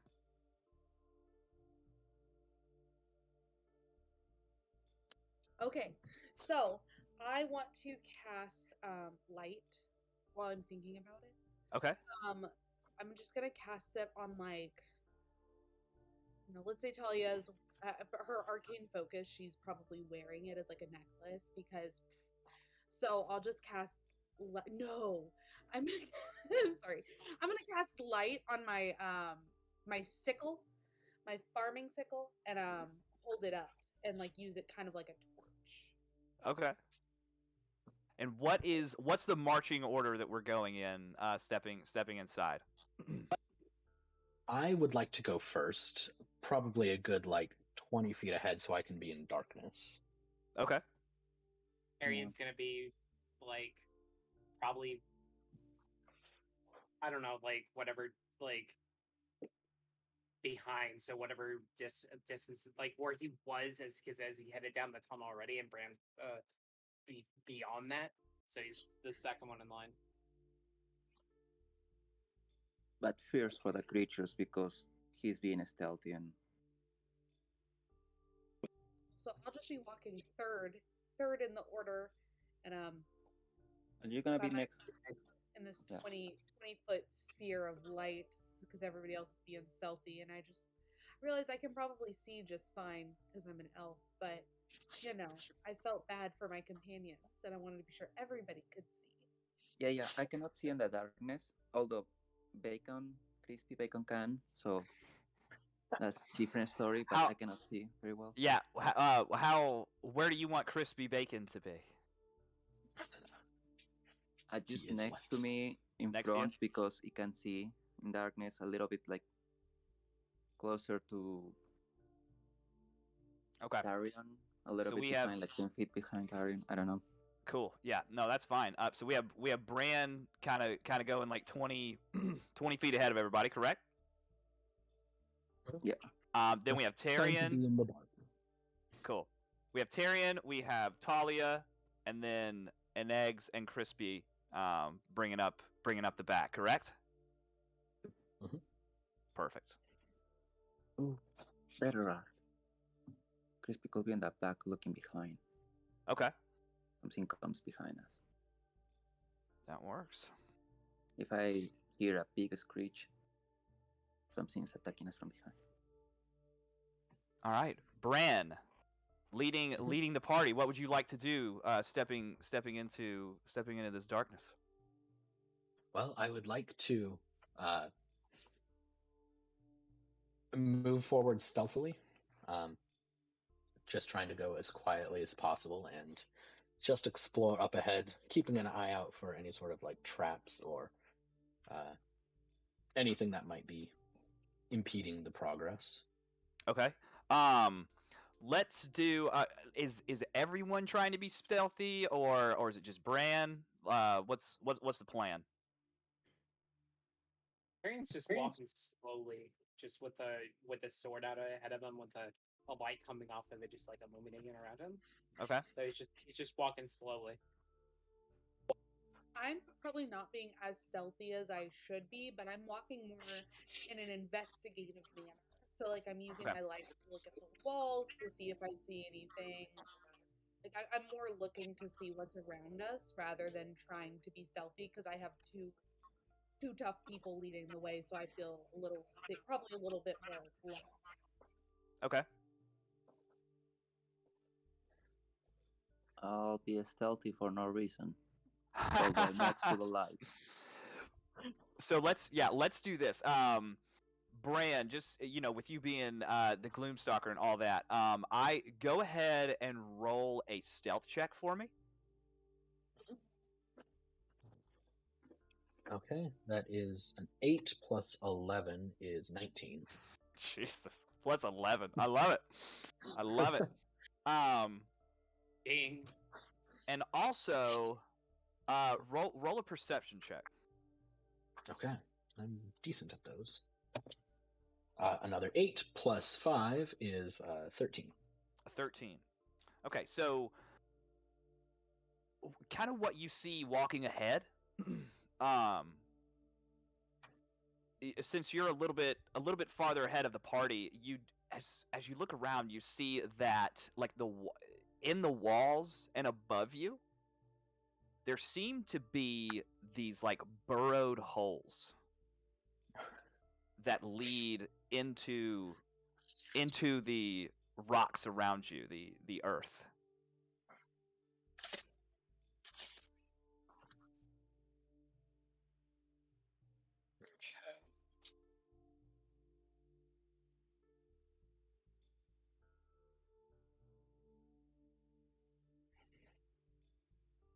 I would like to look a little closer at those. Okay. I'll let you. I will let you do either a perception or investigation, just for shits and gigs. I'm gonna go with perception on this one. Okay. All right, so that's an 11 plus 5 is 16. Okay. So what's kind of dug into, like we'll say that on the right side you kind of see like one of these holes and you walk over to it. It does lead into more darkness, but it has like it's been dug and it almost seems like a smaller version of what you're walking through. Oh. About how big are these holes? I would say probably anywhere from like 5 to 8 feet. Oh, They're pretty large. they're easily that we could move through. Yes. So these kind of go deeper into the earth, and ahead of you, this tunnel leads farther into the into wherever it's going, essentially. But there are these burrowed holes kind of all around where you're going, surrounding that location. And with a 16, I'll say that you do hear some kind of noise coming from deeper into the large tunnel that you're traveling. Can't quite make out what it is, but there is noise ahead. I'm going to keep going straight down the big tunnel then.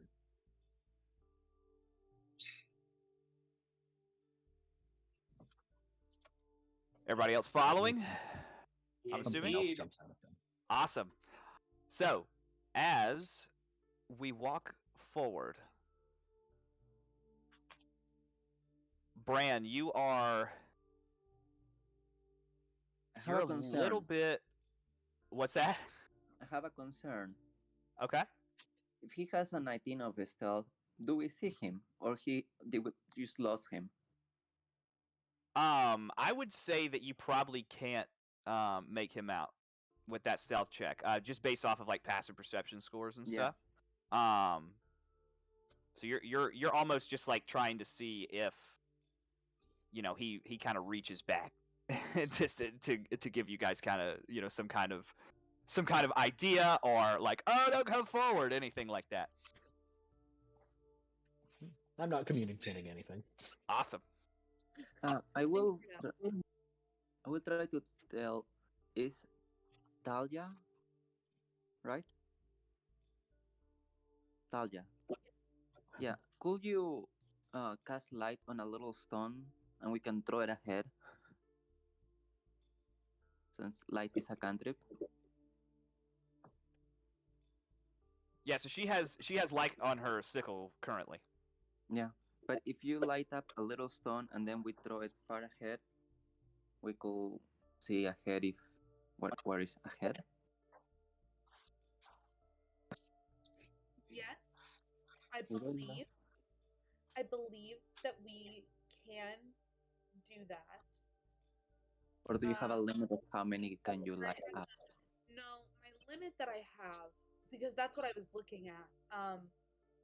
Talia would slightly shake her head and say, "No, I think that's a good idea, but I just don't think that the light will reach that far."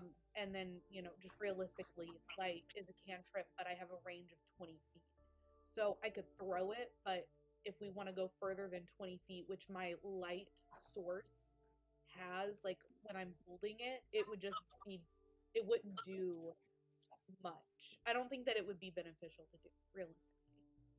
Mm. And DM, please feel free to correct me, but based on the way the light reads, if I was to cast it, it has to be within 20 feet of me to stay lit.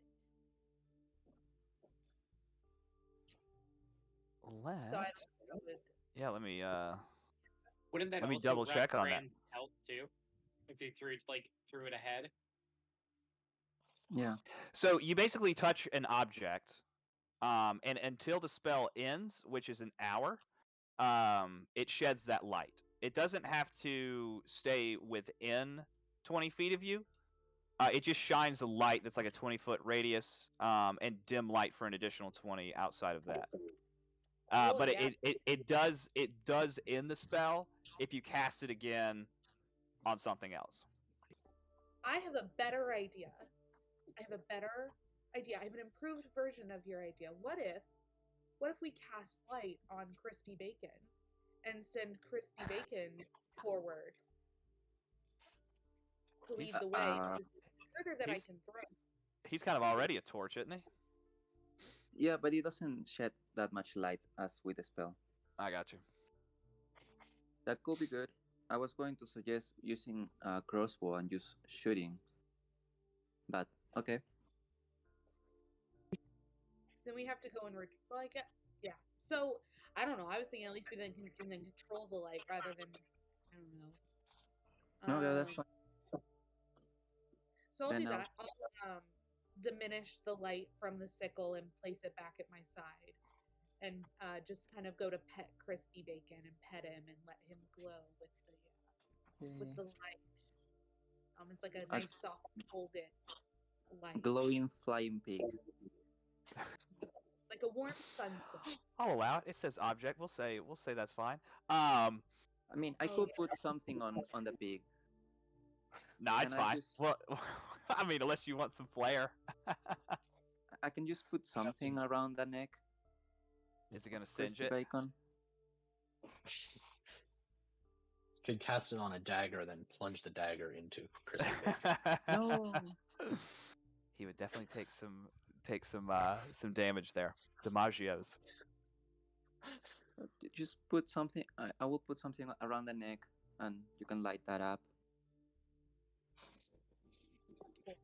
Cool. So we do that, and then I guess Crispy Bacon needs to go forward. And because it's flying, it probably is not gonna make that much noise,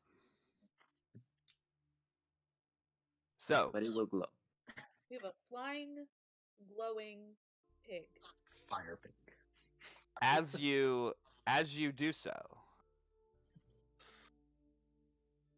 how you want Crispy Bacon to go ahead? Yeah. Was that the intention? Yeah, because we cannot see the Gloomstalker that disappeared into the darkness. Okay. Like, So I'm We gonna should say have put a rope kinda- around it. kind of feel Oh. like that's in the like the meat the what Brand's intending is to like get like a little bit ahead notice and everything, so that if something happens, he's in stealth, like he's being stealthy. So if he sees something, he can alert us. We put something glowing moving in front of him. That's going to take away our advantage. And It's not in front of him. It's just in front of us. Happening in character. So in front out of you two? Because I was about to say in character, out of character, because realistically, Bran has not told us anything yet. He was like, I will go That's first, and then disappeared. Mhm. So Yeah. in Talia's mind, this sounds like a great idea. So Torn, unless you're coming back to say don't do this, then it has happened. I Because love it. we don't know if he was taken. I absolutely support the flying glowing pig. I think this is beautiful.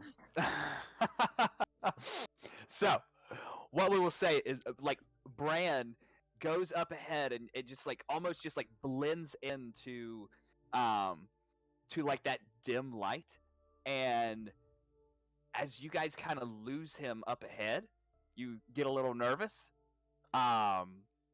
Shine a little light so that you can see a little farther.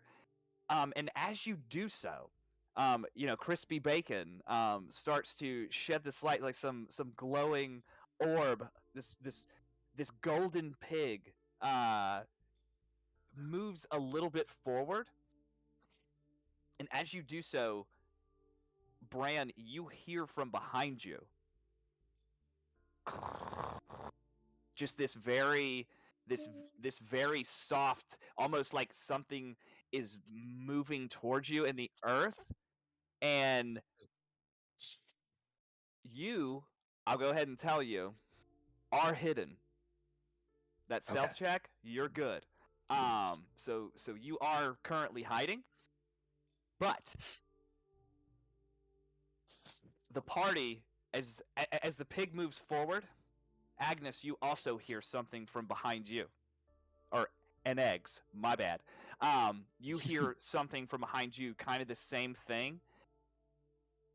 And in front of Tyrion, you see coming out of one of these holes that you guys haven't noticed yet is this just worm-like creature with these tentacles. And eggs, as you kind of like peer back towards the sound, the same thing comes out. And it's about 10 feet in front of Tyrion and 15 from an eggs, and I need the party to roll for initiative. Bran, you are hidden. Let's keep that in mind. You are in stealth mode. Got it. Oh, 20. Oh man. 18 for a 21. Oh, you guys are rolling high. I have a 14 for 21.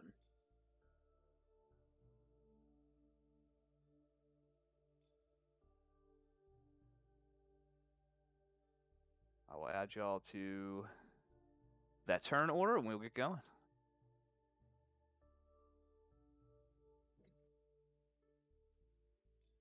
Crispy bacon. That's how much it glows. 20 feet, right? Yeah. Bran's just out of it. So I am currently invisible to anything that uses dark vision. As long as I stay in the dark. How tall are these caverns spaces? About, we'll say 15 feet. 15 feet. Okay, that sounds about right.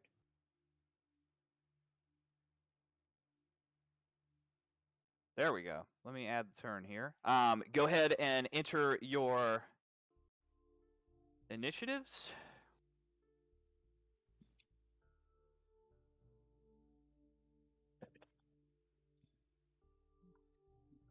Mine is not letting me do it. Yeah, sometimes when everybody's entering it all at once, for some reason it'll like Just not press let enter. you. Yeah.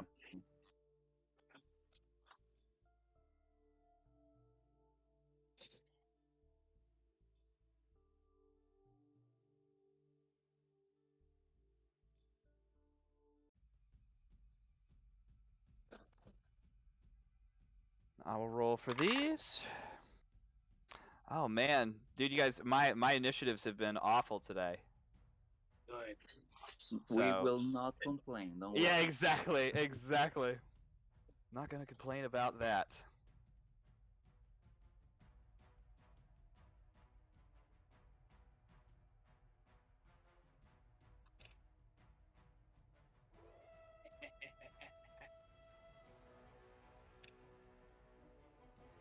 All right, you guys see the turn order on there? Talia, what'd you get? Yes. Oh yeah, what'd you get, Talia? Say that one more time. 13? 13. 13. Gotcha. And crispy bacon goes directly after an eggs, correct? Yes. Correct me In if I'm wrong. combat, the spirit shares my Cool. initial count, and it takes its turns immediately after mine. Awesome. Just double checking on that. I'm assuming, Bran, do you have the? We will let you go first because you're hidden. We'll just say that. So Alright. it is your turn. Yeah, it's plus 5 dexterity. Not that. So if I step forward to this point, would that break my hiding? I am going to say no. Not until after. Not until after. So I'm going to use my bonus action first to transfer my hunter's mark to this creature. Gotcha. This problem. And then I am going to attack it 3 times. All right. And do I have advantage because of hidden, or Yes. on all of them, or just the first one? The first one. First one with advantage. That is a 21 to hit. Absolutely hits. Second one, straight roll, is a 23 to hit, 15 plus 8. That also hits. And the third one, that is a 9 plus 8 for a 17. Also hits. Every single one. Got it. Bran is a So- madman. That is going to be, for the first one, that is 7 plus, not great, plus 3 is 10 for the first hit, Okay. plus 7 for the second hit is 17 plus 4. Actually, no, sorry, plus 8. 17 plus 8 is 25. Yeah? Yeah. Third hit is another 7, so that's 32, plus another 8 is 40, plus an extra d8 for that last one is 7, so that's a total of 47 points of damage. All together. Altogether, yes. Awesome.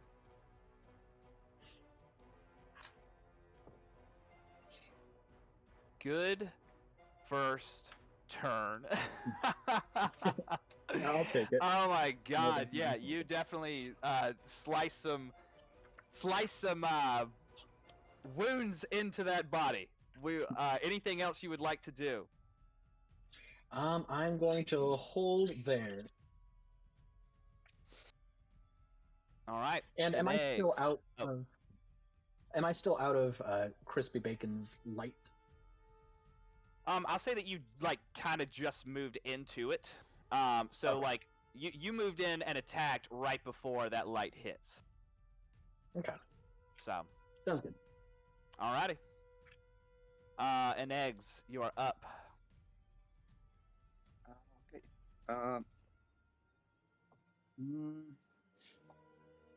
Let me see. How far are you? 30 feet. Okay, I can reach. How big are these creatures? Are they large? Yeah, these are large creatures. Okay, then for this time, I'll cast Enlarge Reduce. Oh. I wanna do a meta magic twin and enlarge both Bran and Therion. Oh man. All right. So every time you make an attack, you add up 1d4. Nice. So I will you're definitely- you're casting enlarge on both of them? Yes.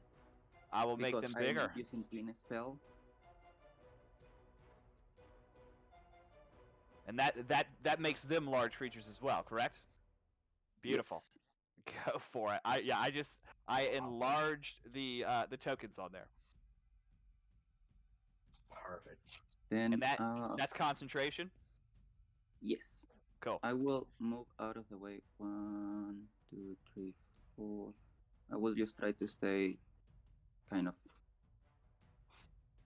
closer to Alright. my bacon. Okay. And then I'll try to attack with my wild spirit. Go which for it. will be... I love how happy Crispy looks in that picture. He's along for the ride. Oh, that was bad. Oh, I roll a 5 with 4 dice. I know it doesn't hit. Oh, that was a 9? Yeah. Yeah, that's gonna miss. Goes straight through. Boom! Kind of just like crashes right into the wall there, right next to it. Okay. That's all for my turn. All right, Tyrion, you have just grown. You are now Alright. a giant. Ah! Or so, everything is shrinking. so Tyrion's gonna move. He's gonna move forward. He's gonna attack the first crawler. Okay. So do Flanking. 2 attacks. So let's see here. For the first one, an 11, which I don't think is gonna hit. An 11 is gonna miss. That thing just kind of slithers right outside, like right outside of you. You just boom, kind of just crash right down into the ground. And the second one misses as well with a 9. Oh no! You are. Were those with advantage? Oh yeah, did you Oh. do it with advantage? No, hold on. So then let me roll 2 more times. Nice. I was about to make a fun little, like you're you're disoriented because you're. Oh my god, I'm big. I don't know what to do. So the second one for the first attack is going to be a 13. Okay, so let's do we'll say that those first two, since those were the first 2 rolls, that would have been done with advantage, both the same. And so go ahead and roll for second attack. All right, so so then 13 for the second attack. Okay, for the first one. Yeah, that just hits. Okay. Do I want to burn a spell slot? Fuck it. We're gonna burn a spell slot for Divine Smite. Who are you doing that? The crawler. Oh no! So, we're going to the 6, and then plus the Divine Smite, which is hold on. Where's my Divine Smite? What's it do again? I should know this by heart as playing a paladin as much as I do. So 2d8. Hey, math is hard, man. Yeah, and I suck at math, so What a perfect game to play. yeah. So Right. 12 points of damage. 12? Yep. All right. And then Boom. as a bonus action, I'm gonna go ahead and I'm gonna cast Thunderous Smite. Okay. Nice. And so on my next attack, the first time you hit with a melee weapon attack during the spell's duration, weapon rings with thunder that's audible within 300 feet of you, and the attack deals an extra 2d6 damage to the target. Additionally, the target is a creature must succeed on a strength saving throw or be pushed 10 feet away from you and knocked prone. So if it hits the next time, boom, boom, super cop knock. I dig it. And that's all for my turn. Is that a concentration spell? Yes. Cool. Got it. So, Crawler 2. Talia, you are the closest one. Yep. So it is going to move up to you. And it is first going to use a bite attack. That's going to be a 17 to hit. That hits. That hits? Okay. Do-do-do-do. Let me grab my stuff here. My basic leather garb is not too much. Yeah, those Vorlocks. That's going to be 7 points of piercing damage as it chomps down on you. Can I get a reaction? What's that? Can I get a reaction? For in terms of... Get or I need to wait until it completes its other attack. Oh yeah, no, like Hellish Rebuke. Like if they attack you, that triggers that. Yeah, that can absolutely trigger that reaction. Yeah. It goes out to bite me, and I flinch and just like.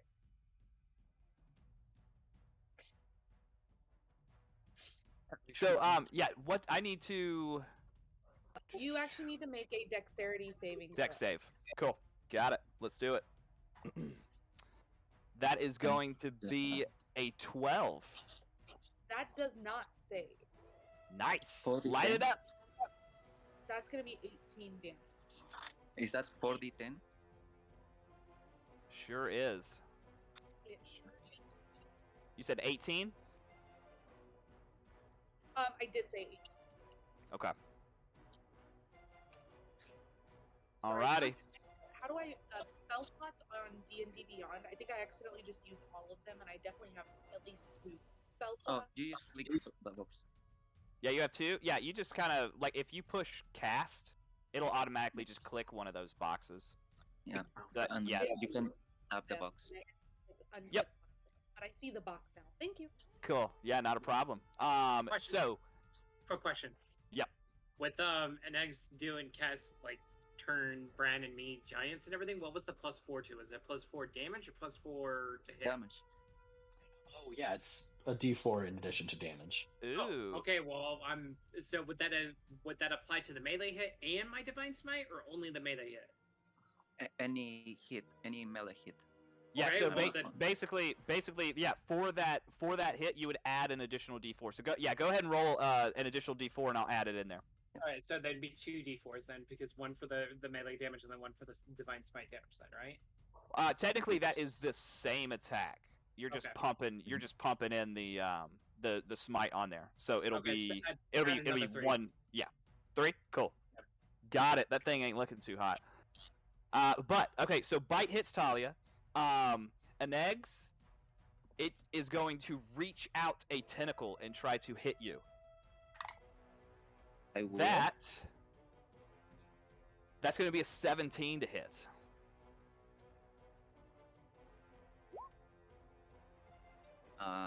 Am I doing it, or is it being done to me?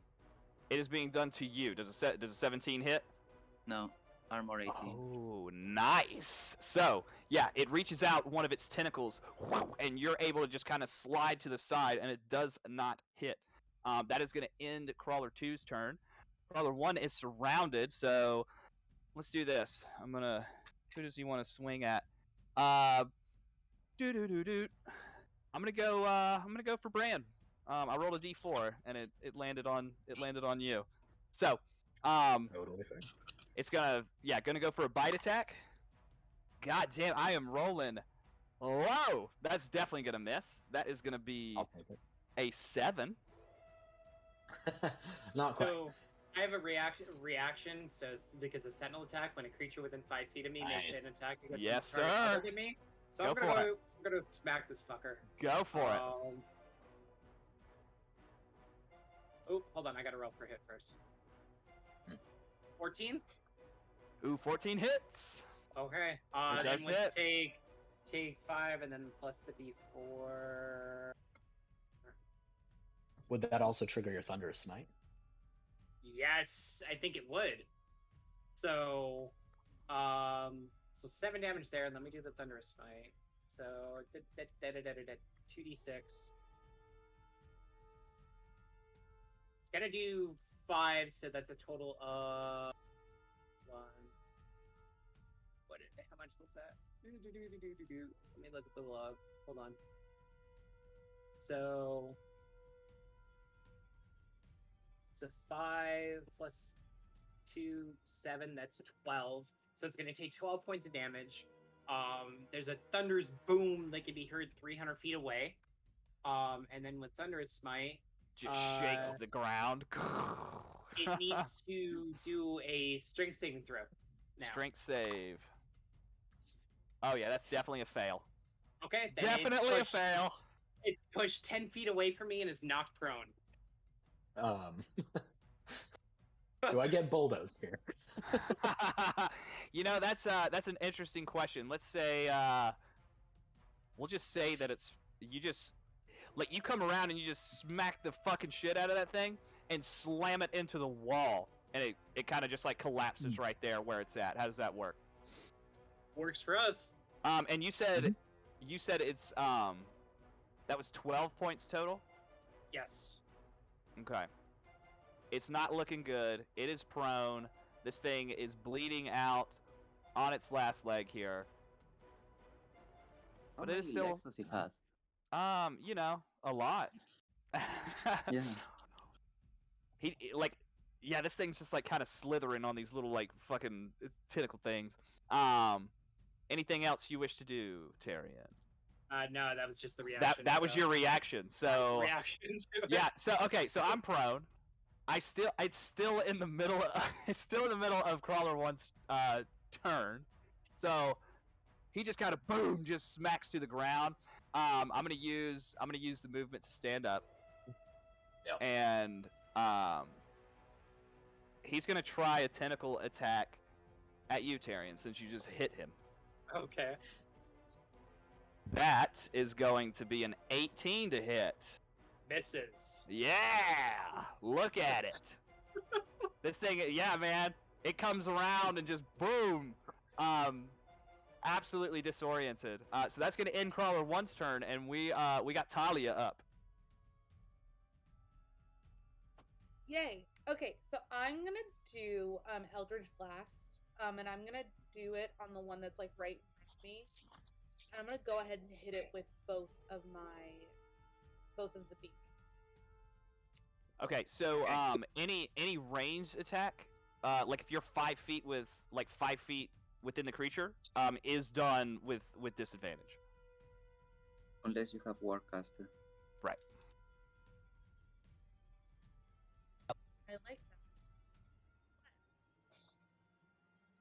I mean, I know I said it, but do I now have to do Yeah, that? No, so no, you with can that move in away mind, 5 feet, Thank you. because Yeah. I think their reach might be larger since they are large, so they won't provoke opportunity attacks if you move just 5 feet away. yeah. So if you do move out of its reach, could potentially be an opportunity attack. It is up to you what you want to do with that info. Okay, let's do this instead. Let's hit it with Toll the Dead instead. Okay. The one that's in me. Cool. So I need a wisdom. Wisdom save. Let's do it, dude. I am rolling like shit. That's an Sweet. 8. An 8. Does not. Everything. Give it to me.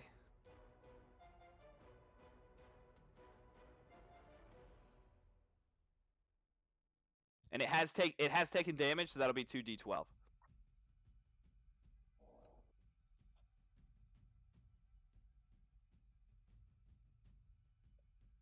That's going to be 10 damage.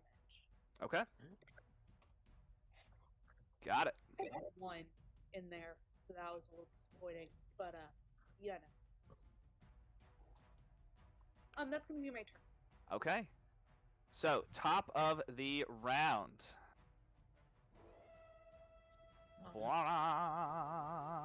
I like the thing there. Bran, you're up first. All right. Yeah, I'm going to stab it. With advantage because flanking. Yep. Oh, first one was a 1. Second one was a little better with a 6. Plus 7 is 13. 13 just hits, man. All right. Just all right. hits. I'll take it.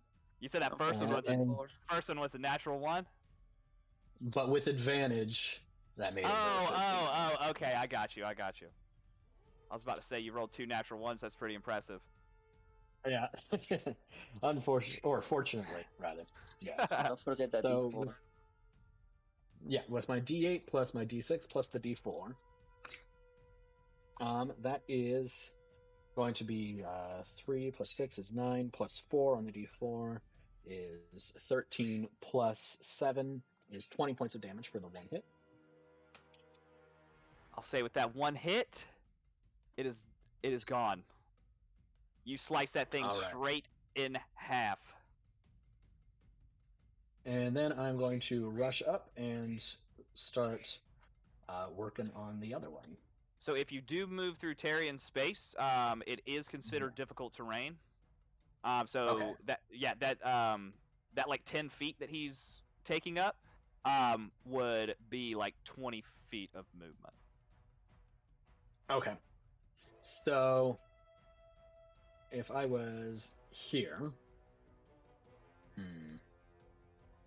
I don't know if I can get there in that case. Does it take an action, bonus action, anything like that to switch to a bow instead of a sword? So typically what you can do if you want to like completely drop your weapon, you can as part of your movement you can pull out another one. All right. In that case, that is what I'll do. Yeah. I'll All just your drop the weapons sword. should be grown. Oh, I'm gonna drop the sword, pull out my longbow, and for my second attack, fire at this one from where I am. Okay. It does have cover. Mm-hmm. Just from people being around it, but go ahead. All right. That's a natural 20. Oh shit. Well, that hits. All right. Nice. So somehow you just perfectly line that up, and it goes straight into its eye. Give it to me. all right. So critical damage. Yeah. How are we doing that? So the weapons die, damage die. Go ahead. You max that out, and then you roll. Basically, it's a D8 with a longbow, right? Yeah.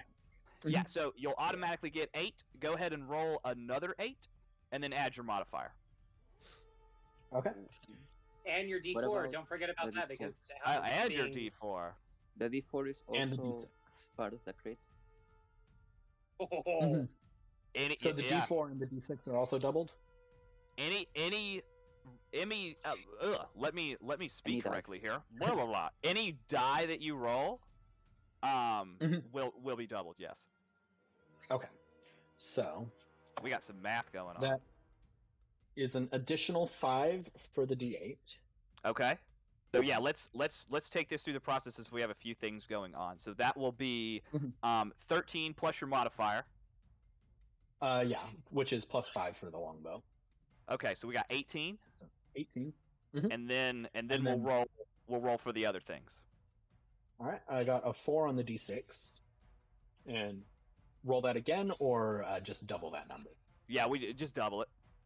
So All right, 8. so that's 8 for the D6. Oh my lord. And that was a 4 on the D4.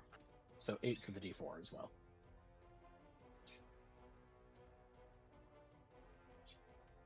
All right.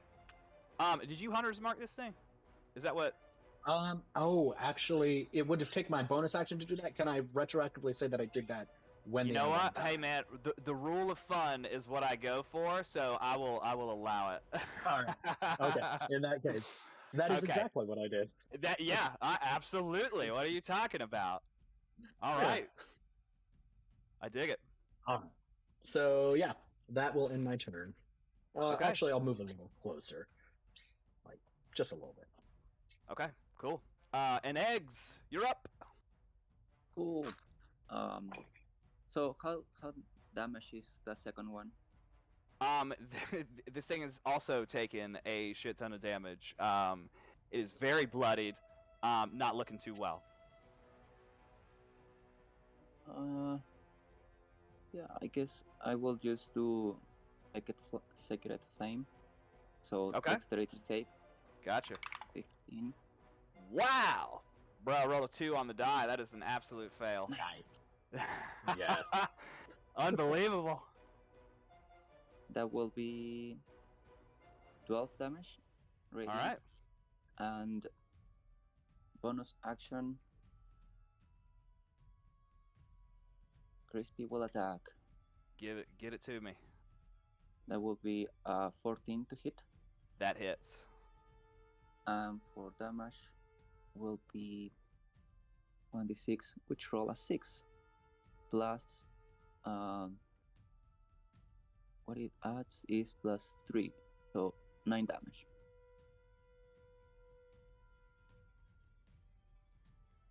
And that's the end of my turn. Oh, dude, Nice. fucking done. Wow. Yeah, you guys crushed those 2 things. I was hoping I'd at least hit someone, but that didn't really happen. That's so funny. Yeah, I did. Talia did take some damage. Let me bring this thing down here. You can update the damage.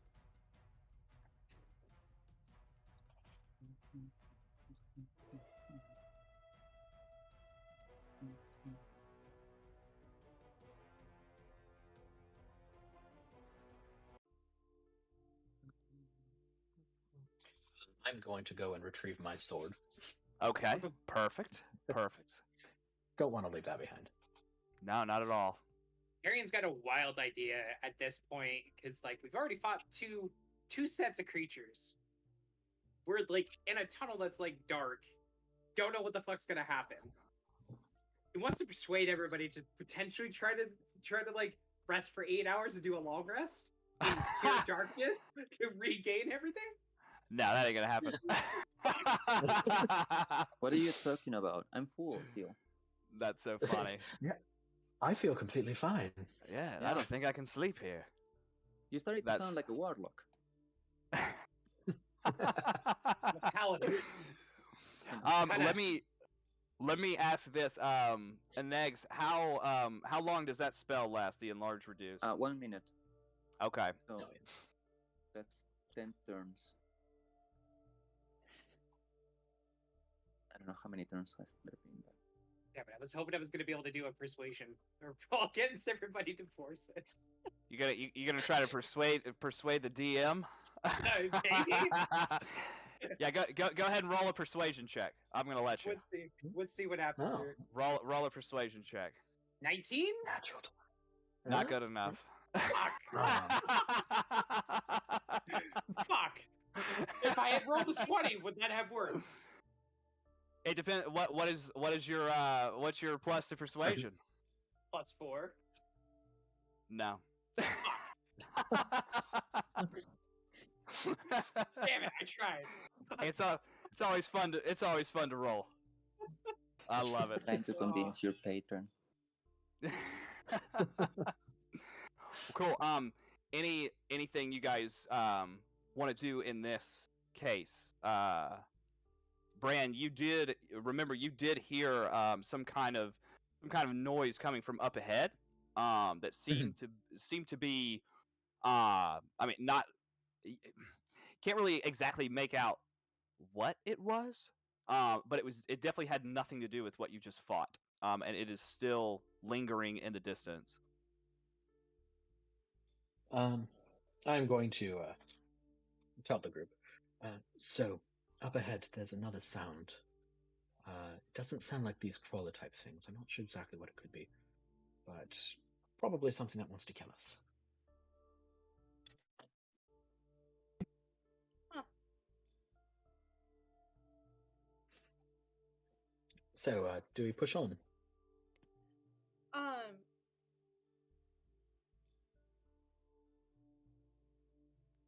Say yes.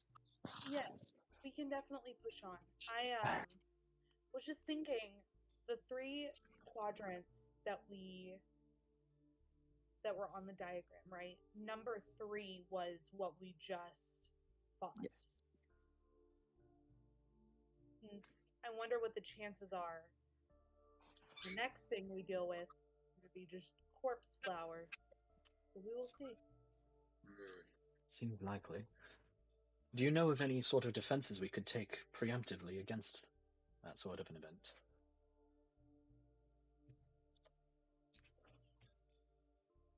The safest thing will be not going, but Fair enough. Do I know anything about corpse flowers? No. Make you can make a nature check if you'd like.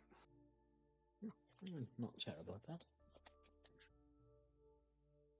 that. That is a 17 total. No, sorry, 15.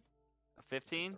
Sadly, not enough to kind of recollect any kind of information.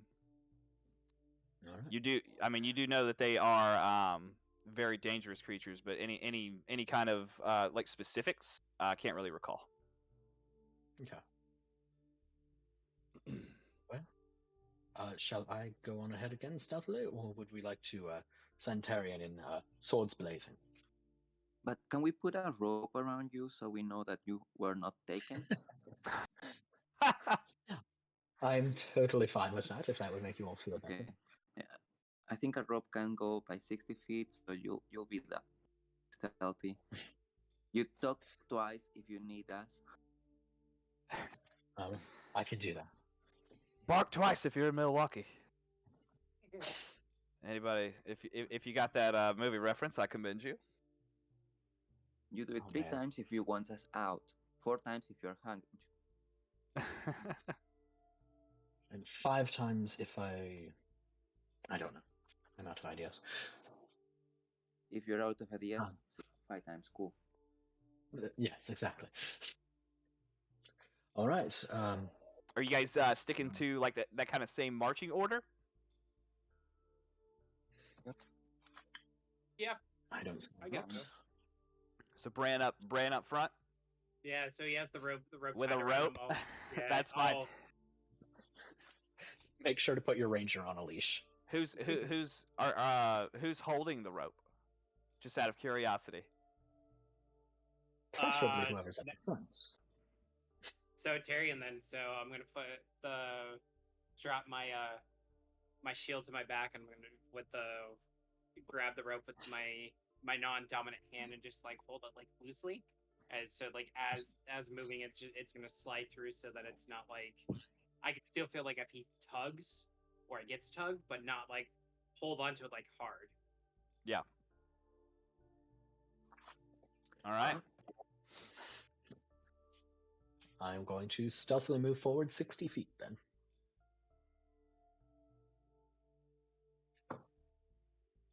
Make a perception check as you're going forward. 13 plus 5 is 18.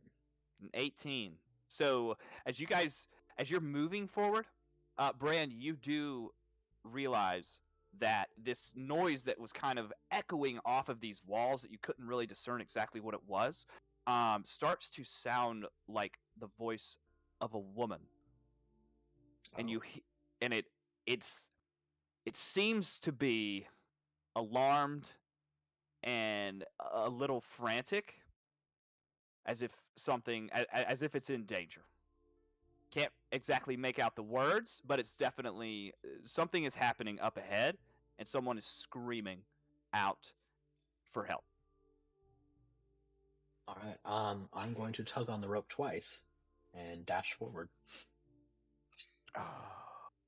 Tyrion's gonna feel like the rope like tug. He's gonna start increase his pace to rush forward. All right, yeah. As we're all rushing out, Bran, you're the first one to, like, you run forward. The tunnel seems to bend a little bit, and as you kind of come across, like come around, it opens up into this large, almost like cavern-like area.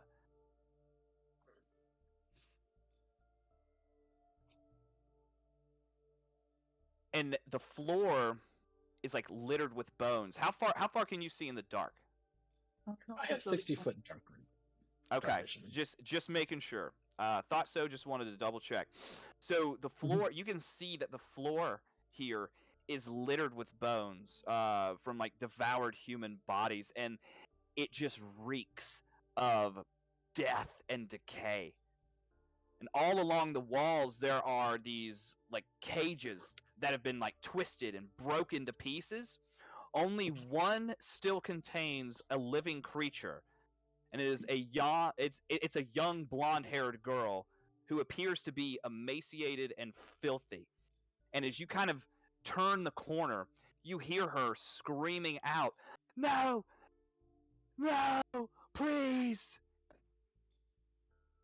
And you look forward, and in that moment, kind of lurking right in the center of this room is possibly the most disturbing image that you've ever seen. There is this massive creature that looks like it has been pieced together from the remains of human corpses. Its torso is made up of like arms and legs and the faces of those who it has consumed. And it's all pieced together in like no discernible pattern. It has multiple tentacles that protrude from its bloated body. And as you kind of turn around the corner, it turns towards you, and you see multiple sets of insect-like eyes and this maw of jagged teeth. And it opens its mouth and just lets out this ear-piercing screech. And I need everybody to roll for initiative. I'm so glad that I ran 60 feet ahead of everybody. We will say that they are running. We will position accordingly. And let me change That is this. a 30-20. Hey, nice. Nice. That's Let's see if I keep rolling awful. Please do. And and we'll see. Yeah, I know. We'll see how this encounter goes, right?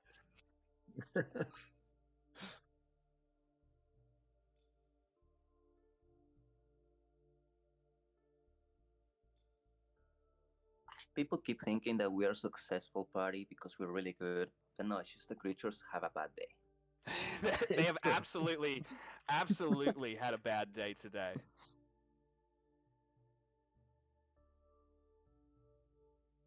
We should have great luck. We're a lucky bunch. Lucky bunches of oats. That's that should be our group name. Yes. Lucky bunches of oats. I like it. Dude, honey bunches of oats, like my favorite cereal. I love it. Lucky bunches of oafs. OAFS. Oh, I like that. That's even better, honestly. Yeah, dude, clever. Is that like a cereal? Yeah. Could we have a little bit of a marshmallow, bacon-shaped marshmallows? I love it. This is fantastic. Okay, so Tyrion, Bran, I'm gonna put you here. Everybody else, I'll put you there in just a second.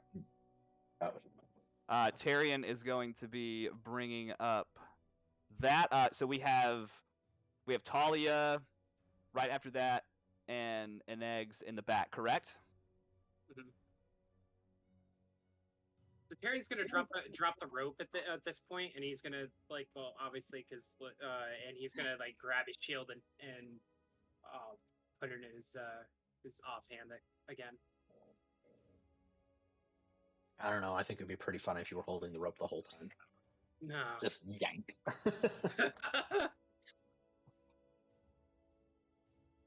Down, boy. Down. Exactly. Do an athletics chain and like yank you backwards and like yeet you backwards. Go yeet. Honestly, that could be a pretty fun dynamic if like somebody's about to do a saving throw and just yank them out of the way.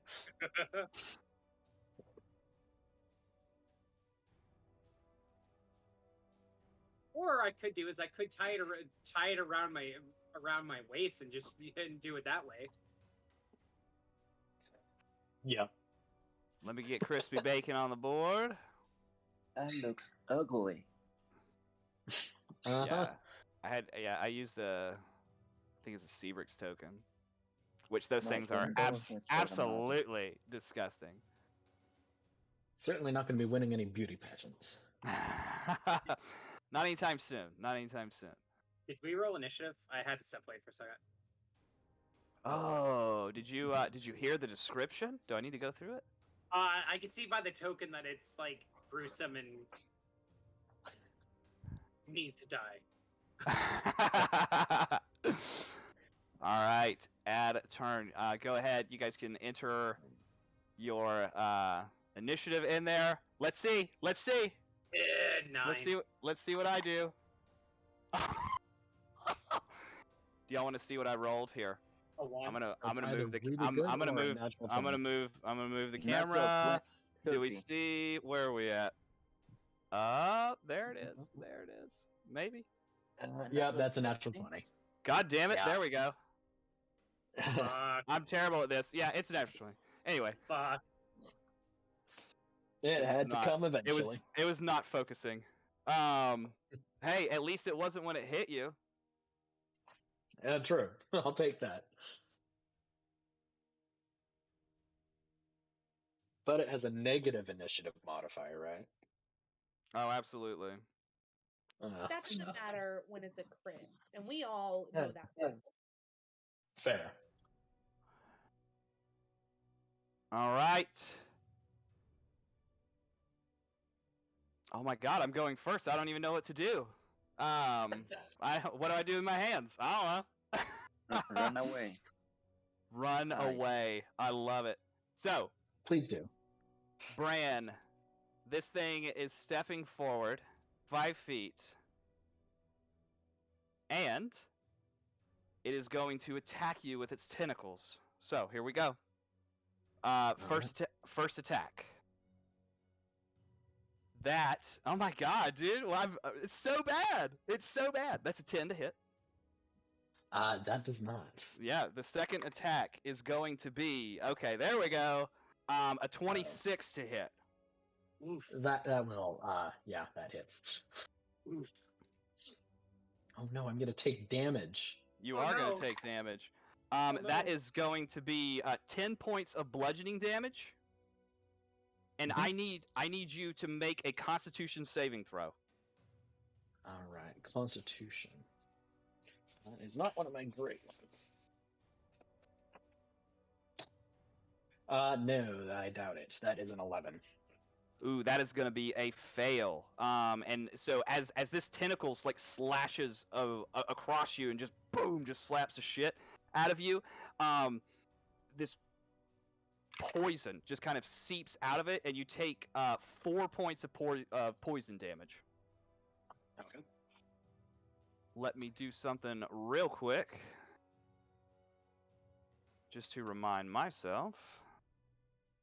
And am I considered poisoned? Not poison. Just take. You just took the additional 4 poison damage. Okay. But that is going to end Bedlam's turn. Bran, you are up, and at the start of your turn, you are within 10 feet of the creature. I need you to make another Constitution saving throw. All right, let's do better here. Hey, that's better. That's a 16 total. 15. You passed. All right. And I'm gonna make a little mark on you there. You passed. You are free to do as you wish on your turn. All right. I'm not grappled or anything. Nope. All right. In that case, am I within its melee range? Yeah. So it attacked you from that range. All right. Yeah, I'm gonna try to move up like here. Okay. My computer might have just died, but So I am then going to attack it 3 times. Oh, and first transfer my hunter's mark to it. Are you trying? Where are you trying to move? I tried to move diagonally 5 feet. My computer just had some issues there, so it might not have Well, I gone know. through. Yeah, like technically with the squares, like if you were diagonal from it, it would technically been 10 feet away from it. I wanted to get within my own melee of it, so that I could reach it, and step off to one side so that other people can get up to it. So I will say, okay, so you want to move forward and kind of, I'll give you one square. That way, somebody can move. If you want to leave that open, I'll say that you can move forward. Take a diagonal square down under it, and you'll be in its range, or within your range. That's exactly where I want it to be. Cool, go for it. Is there light in here, by the way? From Tyrion's sword. So Tyrion's sword, I thought you would still be in dim light. Okay. If I am in dim light. So what is this? Tell me the thing. What that says? It says if a creature has dark vision. If it is relying on dark vision to see me. Okay, so this is not relying on dark vision to see you. All right. In that case, it does not matter. Yep. So, I'm just going to attack it 3 times. First round of the initiative. First one is a natural 20. Oh, look at you! Look at you! Second one is a natural 19. Jesus. Third one is a 10 plus 8, so 18. All 3 will hit. All right, so let's do the damage for the first one first, and independently. All right, that is go hit by hit, and you'll realize why I'm asking you that in just a second. Yeah. So that is an 8 plus the 7 standard plus an 8 on the d8 that I rolled here, plus the d6 for the hunter's mark, which I did say that I was transferring to it. Alrighty. That is 3 times 2 is plus another 6. So that's the critical hit. And how much was that total? That is 8 plus 8 is 16, plus 6 is 22, plus 7 is 29. 29 total. I got you. So here we go. As you use your sword to damage this thing, you cut into it. As you cut into it, like one of these like pustules is kind of like on its body just bursts, and you take 6 points of poison damage as it just splashes on you, and the sword that you are using, the sword that you are using takes a permanent -1 to damage.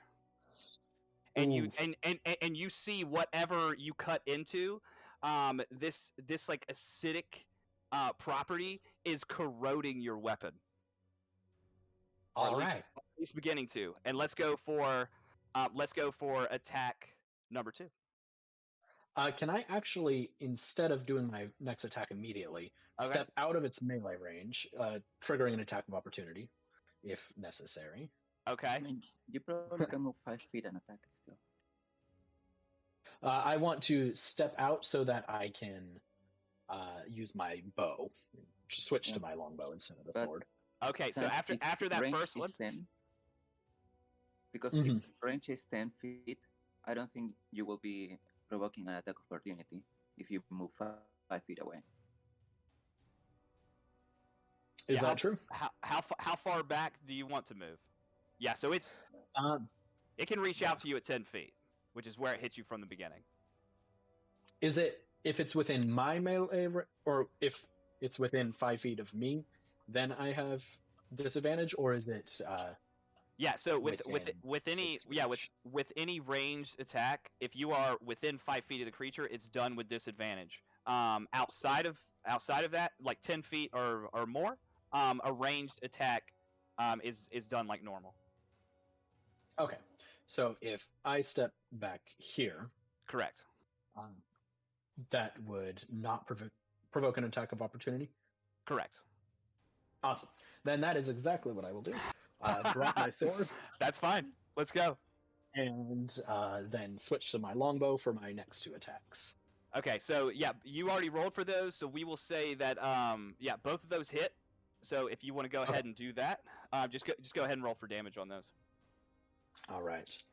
So that is 9 plus 5 is 14 for the second one. All right. And the third one is a 3 plus 5 is 8 plus another 5 is 13 plus the additional d8. That last one is an 8. So that is a 21 for the last hit altogether. All right. Yeah, this thing does not look happy. It roars at you. Anything else you wish to do? And that was 6 points of splash damage from it. Yeah, 6 points of poison damage. Okay, just wanted to put that in there. Then no, that will end my turn. Okay. We have Talia. You are up next. Yes, I'm going to stay exactly where I am. Okay. I am not going to get closer to this creature. And I'm going to hit it twice with my Eldritch Blast. Go for it.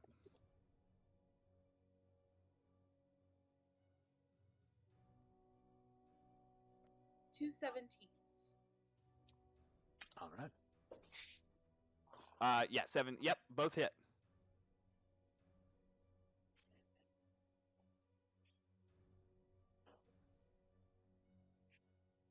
That's going to be 22 points of damage. Oh, wait. All right. That's 22 plus 8. So it's going to be 30. Excuse me, I forgot to add the 4. Oh, nice. Gotcha. Oh. Boom. Staying where you are. Anything else you wish to do? Staying exactly where I am. I'm not going to go. I'm going to keep back. Doesn't look like I'm going to be much use up close anyway. Okay. Alrighty. We have an eggs and crispy. Okay. Take my action to do, but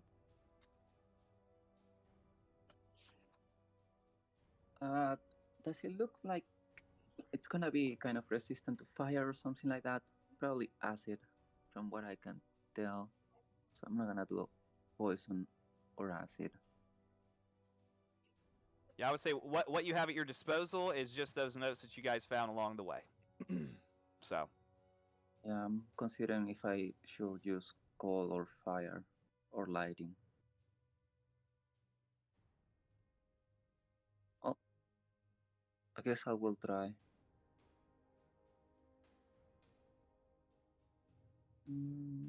I will try just fire. All right. What are you casting? I want to move closer first, within Okay. 15 feet of it. Okay. So, 1, 2, 3.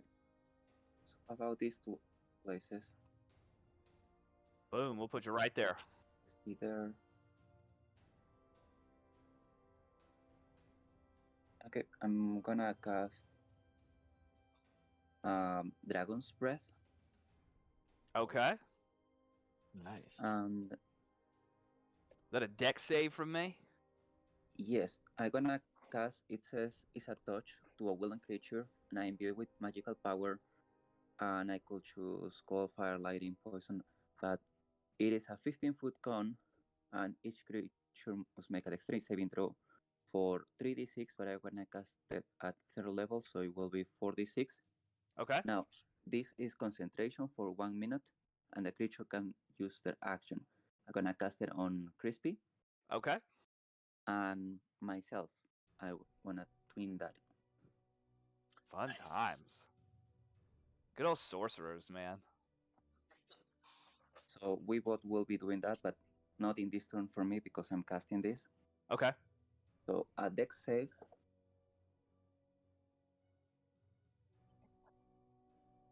Of DC 15. Ooh, I got a 10 total. Okay, that will be 4d6.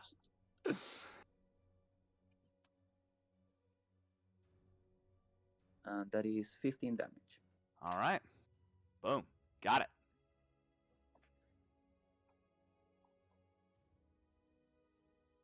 All right, that's going to bring us to Tarion. All right, so You are up. first thing, I'm gonna go because I have a 30-foot movement. Okay. I'm gonna go 20 feet forward, so that's gonna put me right next to Bedlam. But then I'm gonna turn and go 10 feet the other direction, so I'm catty corner to it. So it's essentially gonna put me to, I think here. So, before you go there, right here, when you get there, I need you to make a Constitution save. Okie dokie. 15. Oh, man, you guys are saving everything too. That is exactly what you needed. Look at that. I will mark it down. Okay.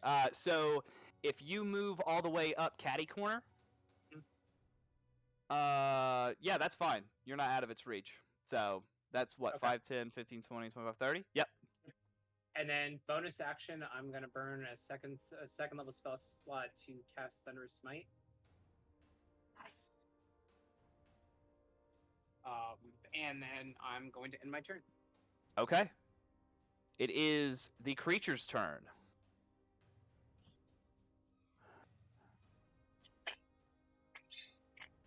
Bedlam.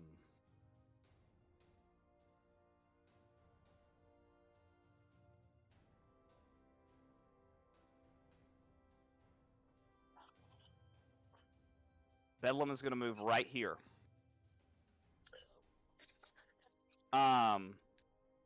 I need Tarion and Eggs and Bran all to make dexterity saving throws. Oh, dexterity. 18. That's a 18 pass. for me as well. Ooh, pass. Okay.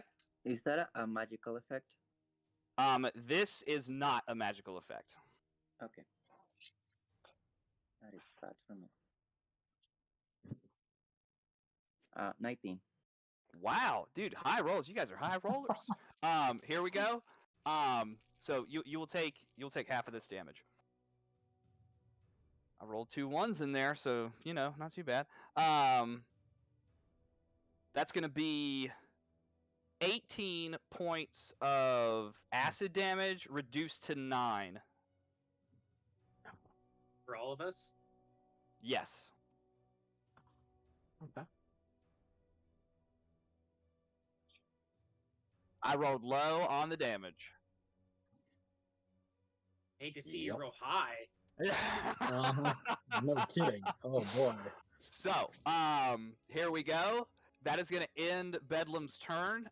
He basically just you just see this thing shake, right? Just boom, and just these sprays of acid just cover every single one of you.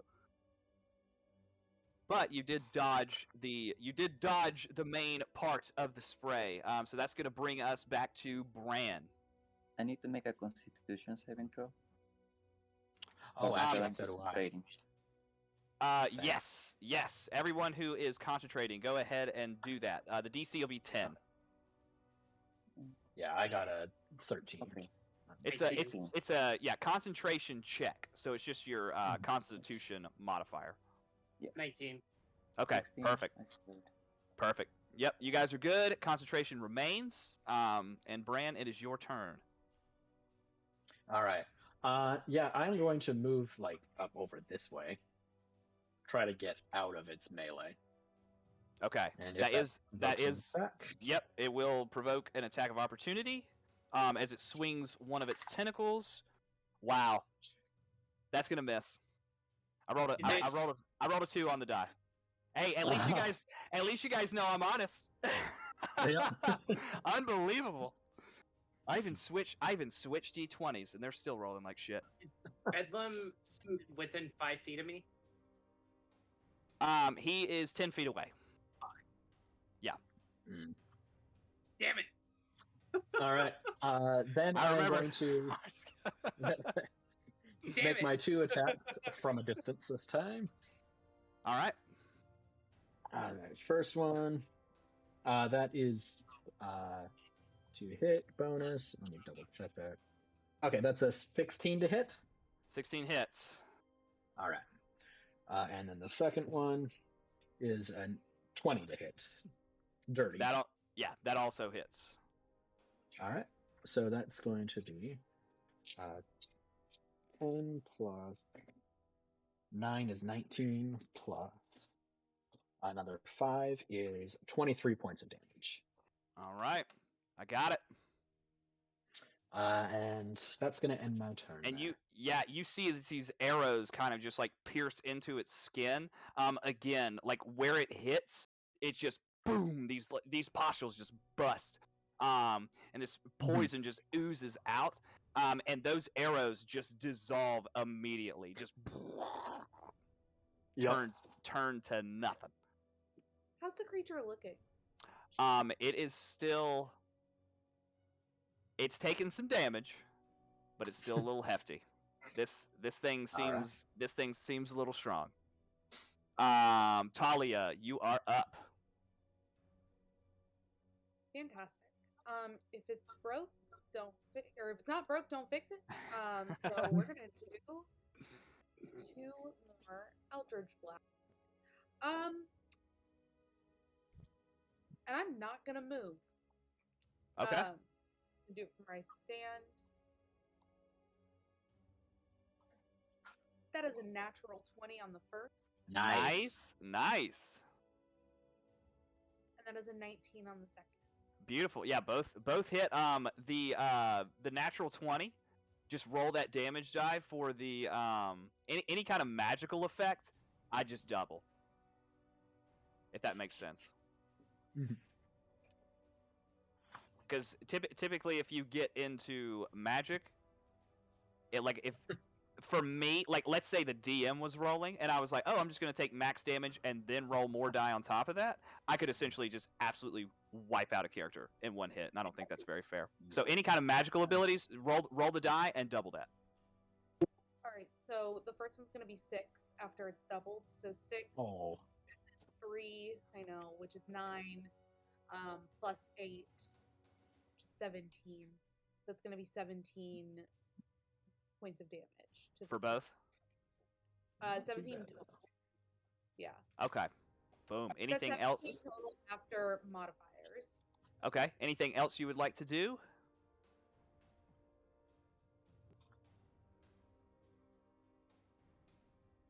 How are my companions looking? How are y'all looking? I'm On a at scale 28 of- out of 41 for health. On a scale of 1 to 48, I am about 19. Man, that 48 scale. I mean, that's I use that a lot. Scale of 48. Yeah, it's very common. Yeah, Yep. absolutely. Okay, so who's closer? Brand is further away. Okay, so Tyrion, I'm going to cast Healing Light for you. Go ahead and expend 2 of those slots to do that. It is a bonus action in which I can do it. Nice. So you can. Do I roll, or do they? I would say you roll since you're the one administering the healing. It's gonna be 5. You're gonna get 5 health back. Okie dokie. Better than none. Better than Yeah. none. Mhm. The healing light of the harvest envelops you. It's golden. It's great. So that All right. light illuminates Tyrion, or it's gonna cause like the smoke that's rising off his armor to glint, like so you can see it, and then as the light fades, it disappears. Nice. Fun. So that is going to bring us to an eggs. And an eggs, at the beginning of your turn, I need you to make a Constitution save.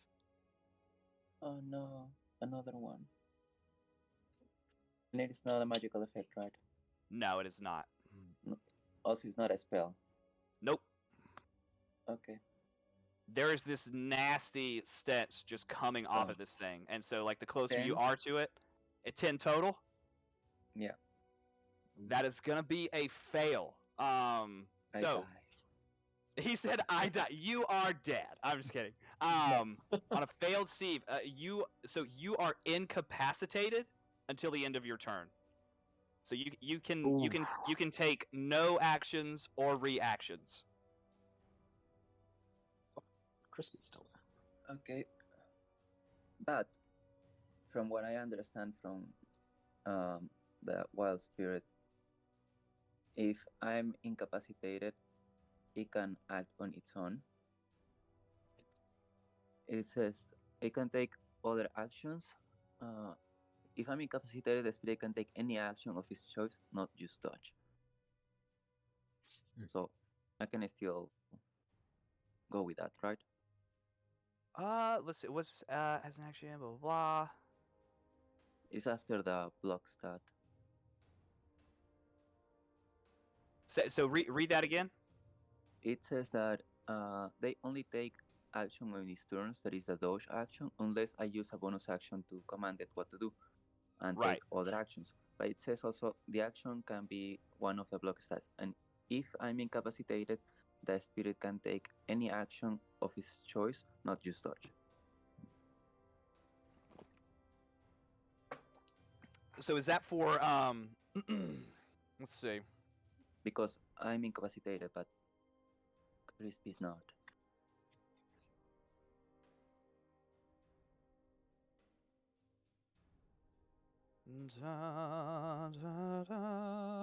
Class. I'm just looking real quick. Yeah, I've never played. I've never played with anybody doing the wildfire thing. I think it's pretty dope though. Because I know it said something about the just say the dodge action. Yeah, it's after the block stat. Got you. Boom, there it is. If you're incapacitated, the spirit can take any action of its choice, not just dodge. Okay, yeah, boom, got you. Okay. Go for it. I needed to go 15 feet away. That will be here. Can I... How far will be 15 feet away? Is this one? From Bedlam. From Crispy, 15 feet away. Would it be here? Are you trying to be 15 feet from the creature? Yeah. So that distance thing is kind of weird on Roll20. So like essentially every square is like 5 feet. So. Okay. What about here? It doesn't take like the diagonal movement into consideration. That's why it kind of gets strange. Yeah. So if you want to move him 15 feet away, like that would be 15 feet from his current location. Let me see. This is 10 and 10. That will be 20.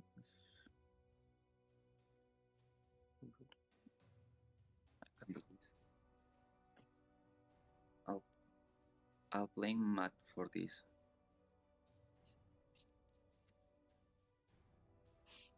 So you blame who? I'm gonna blame Matt for this. So okay, what is Crispy doing? Okay, I was just trying to do what they taught me in class. So here is 10 feet and up is 10 feet, right? Yes. Okay, if I did the math correctly, that's just a triangle. So here is 14 feet. By Pythagorean's theorem. Oh, yeah. Yes. Like if you move diagonally, it's essentially 10 feet. Like I said, every box is 5 feet of movement. Okay, can I get there with the 15 feet that I have of the teleportation spell that it has? Oh, I got you. So if you move 15 feet away, it'll be right there. Yes. Oh, Can I not, because Christy was here. Can I not get there? That would technically 5, 10, 15, 20. That would That'd be be actually that would be 14 feet. A diagonal takes it is not it's like it's doubled. So it's like if you go diagonal from Right. one square to another, it's 10 feet, not 5.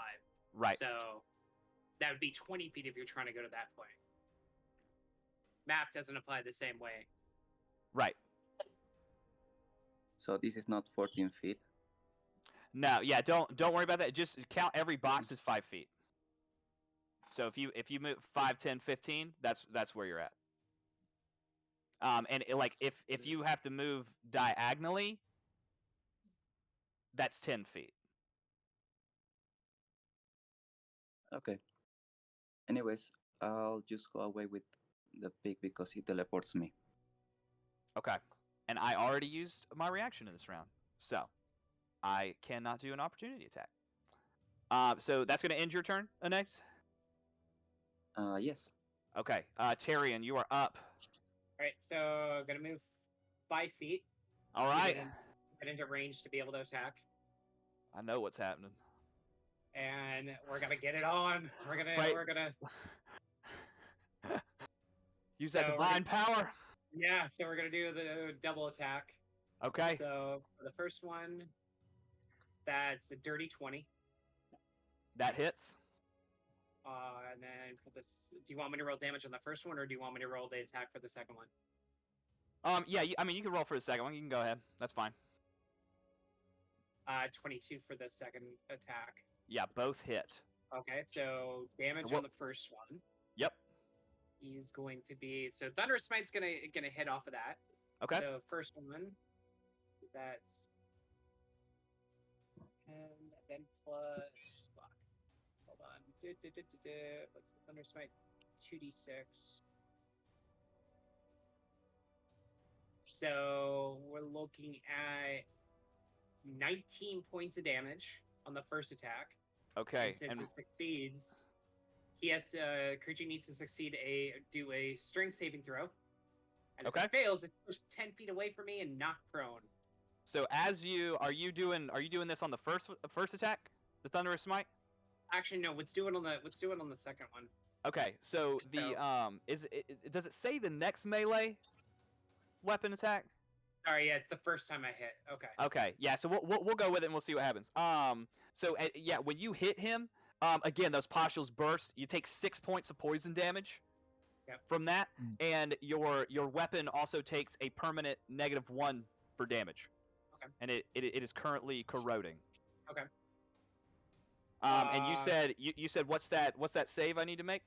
I need to succeed on a strength saving throw. That is going to be a 22. And it succeeds. Okay. That's good for me. And then we're gonna roll for the attack for the damage for the second attack. So that's gonna be 6 points of damage. Okay. But on that one, I'm gonna burn a spell slot for Divine Smite. Go for it. So I'm burning my second level slot there. And that is. Give me one sec. Let's Divine Smite again.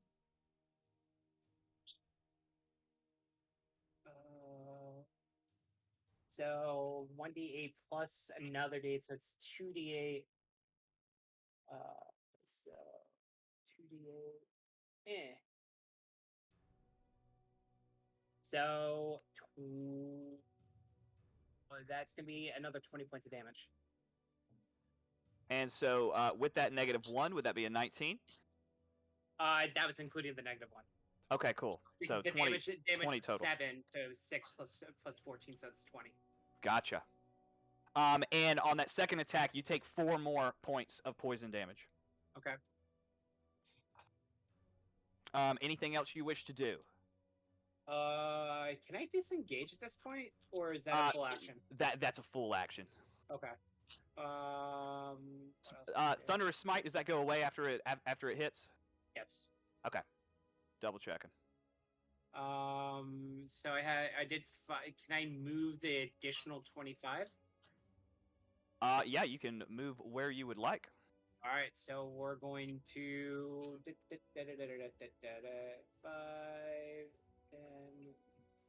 15, 20, like that. Get the fuck out of there. I don't want to take any more damage. Like, All right, here we go. fuck this shit, I'm out. Let's see if this regenerates. Fail. All right. Yeah. So it's already used its reaction. So as you're running away, you are going to draw its attention. 10, 15, 20. No, why are you bringing it here?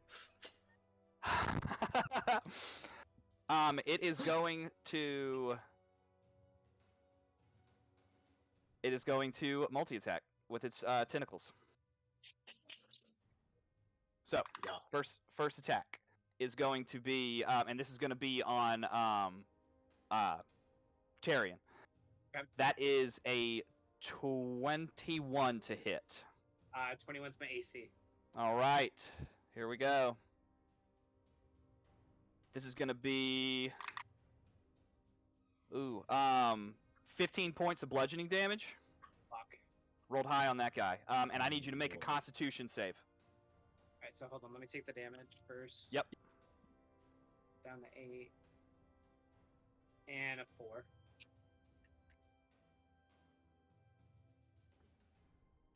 Four on the Constitution save? Yep. Oh. Ooh, man. Oh, God. That is going to be another 7 points of poison damage. Oh. Down to 1. Oh, shit. All right. So, Tentacle 2. That is going to be a 17 to hit. Against who? To me or Bran? Yeah, swinging at you. Misses. Which is gonna miss. So that is gonna end its turn, and it is Bran's turn. He is right up on you, Bran. I'm gonna run away. Okay. Hey, remember, just so you guys are clear, because I put this in your bags. You guys do have those healing potions as well. So you can you can administer those to yourself as a bonus action. To administer them to someone else would be a full action. Oh shit! Right. Well then, didn't know it was a bonus action. Then can I use that then retroactively then? Yeah, I'll allow that. That's fine. Okay. Not a problem. So 44 plus 4. So hold on. Yeah, since that wasn't very clear, I'll definitely allow that. Where?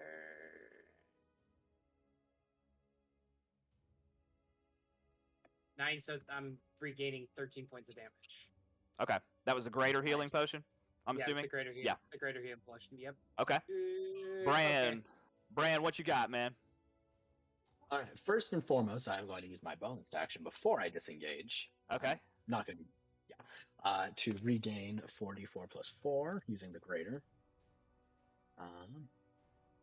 So 4 plus 4. That's 8. 10. 12 plus another 3 is 15 total that I get back. Nice. I will take that. Hell yeah. And then I'm gonna move out of its range. Are you disengaging? I'm not using the disengage option action. No. Okay. The attack will miss because I rolled a 5 on the die. All right. I just wanted to move about here-ish. Got you. So did it attack? Can I use a reaction attack now? It did use its reaction to try to attack. All right, so then I'm gonna react to its react. Sentinel. Yeah. That's what they call a chain reaction. See what we got, man. Yeah, it's like when people just counterspells. 12. A 12 is gonna miss. Okay. Aww. All right. Now that I am safely, or safe-ishly, away, I am going to fire off 2 arrows. Fling, fling.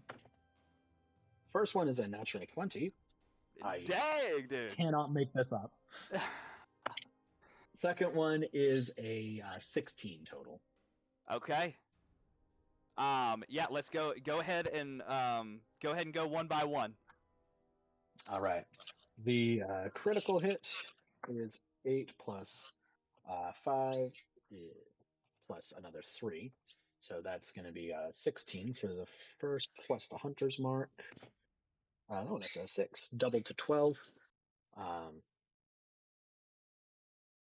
16 plus 12 is 28 for the first hit.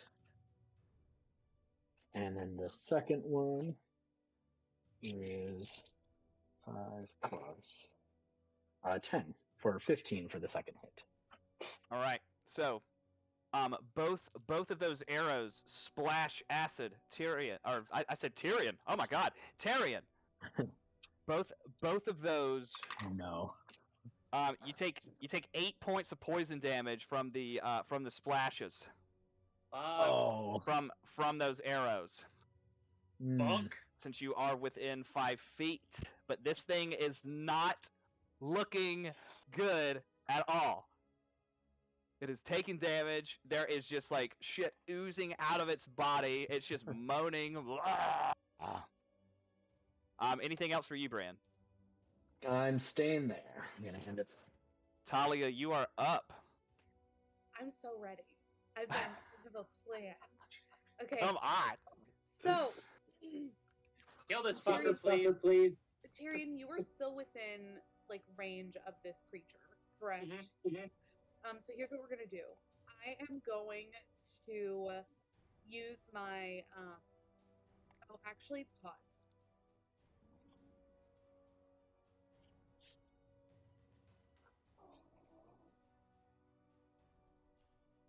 That's so disappointing. I can't do what I wanted to do. Oh. You were too far away. I was going to try to save you, but I'm just gonna have to leave you right where you are instead. No, I have movement. Okay, Oh here's yeah, what I'm gonna do. move where you would like. I am going to move forward 20-ish feet. Okay. I'm gonna move about 20 feet. And then Boom. I'm actually going to face step next to Tyrion. Oh shit. I'm gonna face step next to Tyrion, grab him around the waist, and then do my where is it? And then I'm going to do thunder step. Nice. That's amazing. Now I need 2 saving throws from this creature. Beautiful. Since the fall season, I need a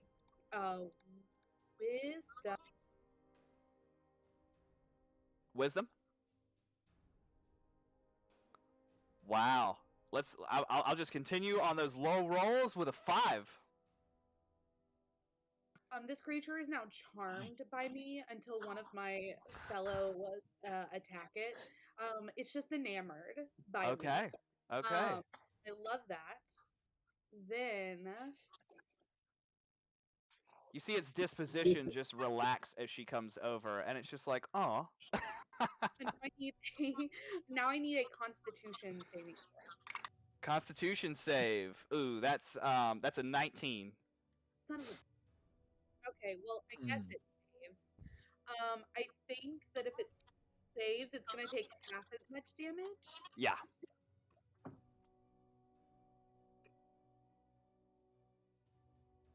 We got a 22, so it's gonna take 11. 11 points of damage. And we're going to teleport 30 feet away. We'll say that we go That is awesome. far enough away from Bran that the creature is going to have to make an active decision to choose between us. It's not going to be able to get us both. So we'll say we kind of just go into like, yeah. We're pretty much in the corner. We'll put Terry in there. Everybody's kind of grouped. Here we go, Talia. As you teleport away, you know, the ground fucking shakes, and the force of this, from the wounds that Bedlam has taken, you're just trying to get Tyrion out of there. But Bran, as you're looking at this, you can see that force just pulses through its body and just splits it apart, and the thing falls down. Its life force just spilling out onto the ground, and this creature Hey. is no longer alive. Thank fuck. Oh my. Question. I have a follow-up question just because I'm curious. Yeah. If somebody would have died, or if somebody would have been standing within its like radius when they died, would they have taken like acid damage and stuff, or would it have been just like it's dead? Standing. You're talking about like when that happened. Yeah. So any like melee attack and anything like that would have like hit it, basically makes that splash zone come. Like it actually has like pierce through it and stuff like that. Oh, okay. Okay. Yeah, I was curious. Awesome. Yay. So with that, you hear from the cage, "Oh my God! Who are you?"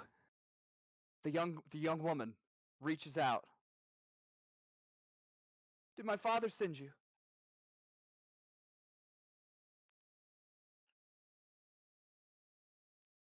We are the lucky bunches of oafs.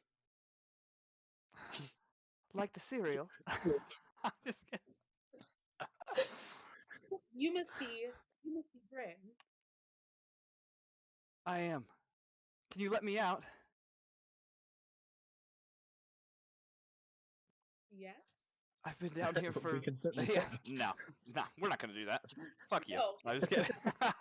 You're on your own, bitch. We open this. Yeah, and you can see as you kind of open up the cage that she is in. I mean, like I said, she is emaciated. She is dirty. She is absolutely filthy. And like it's hard for her to stand, so she's definitely gonna need some assistance. And she tells you guys, she's like, "There were others down here. It took them first. I was watching the whole time." She's just like distraught. It just starts. Is the cage just starts weeping. Is the cage what? is the cage locked? It's so yes, but it is easily removed with force. Okay. So not something that she would have been able to do herself. But you guys can absolutely break it without any issues. Aaron's gonna go bust the lock open with the butt of his sword.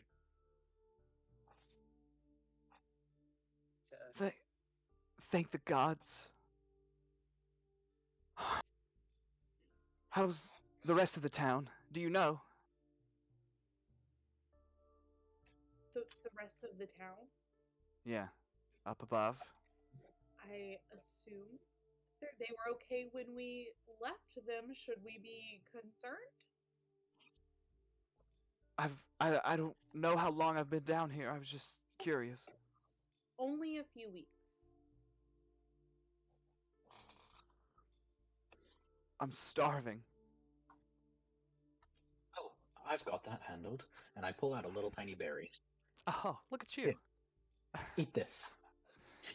Oh yeah, she takes it, just sinks her teeth into it. Just looks. It just like bolsters this energy inside of her. And you can see her face, just wrought with trauma, essentially, especially with what she has gone through in the past week.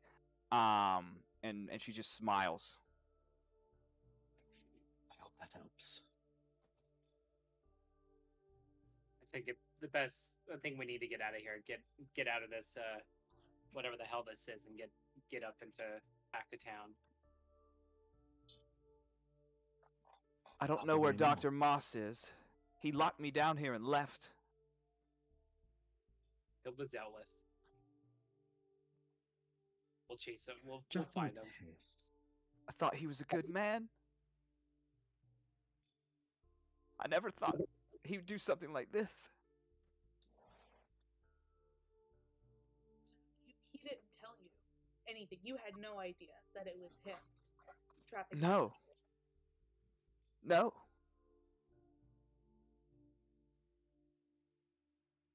Let's get you out of here. Let's get you home. Tyrion's Just as a gonna. precaution, perhaps one or two of us should go ahead, just in case Moss has returned. Wait, Annex do we need to revive them? Annex was just incapacitated for that turn. You notice now? Oh, he put it. Well, I noticed. That's so funny. I saw you drawing stuff. Here, we'll get back on that. The villain. I don't know when I get back because I was just told I'm incapacitated. So. Yeah, you would have been able to act on your next turn, but you didn't make it that far. We didn't make it that far. I didn't make it. I didn't make it. So Tyrion's gonna sheath his sword, put his shield on his back, and he's gonna pick up the woman and carry her back in his arms because he ain't gonna be any use, and if anything happens ahead, so he's just gonna make himself useful and carry her back. Yeah, as soon as you guys carry her back to her father, he greets you guys and thanks you profusely. Thank you so much, Brienne, and hugs her. She hugs him, and you reunite her with her father. You have saved the town of Varellin and have solved the doctor's order, which is what I titled this. Is there anything you wish to do to wrap up the module we have? Well, I want to look for a new rapier. I feel like Talia would help the because she's very much like a folk person, so she would probably help the town set up burials and like mourn their dead now that we know exactly what happened to her, for sure. Yeah. Tyrion will help with that since he's a paladin. And of course, Bran will help. What would an eggs like to do? If I can be alive and awake, go to the doctor's house, take everything of value, and then burn it down. That's fair. That is fair, and I don't think they'll be opposed to that. Control flame, so not spreading. Bring the marshmallows. Isn't that what you asked for? Yeah. Yeah. Yep. Well, awesome. Hey, well, I have absolutely enjoyed this. I hope you guys have as well. Mm-hmm. Oh yeah. So if you guys are good, that pretty much wraps it up. You saved the day. Everyone came out alive. And I thank you everybody who has been watching or who's joined us. We appreciate it. Hope you've enjoyed as well. So that'll wrap us up today.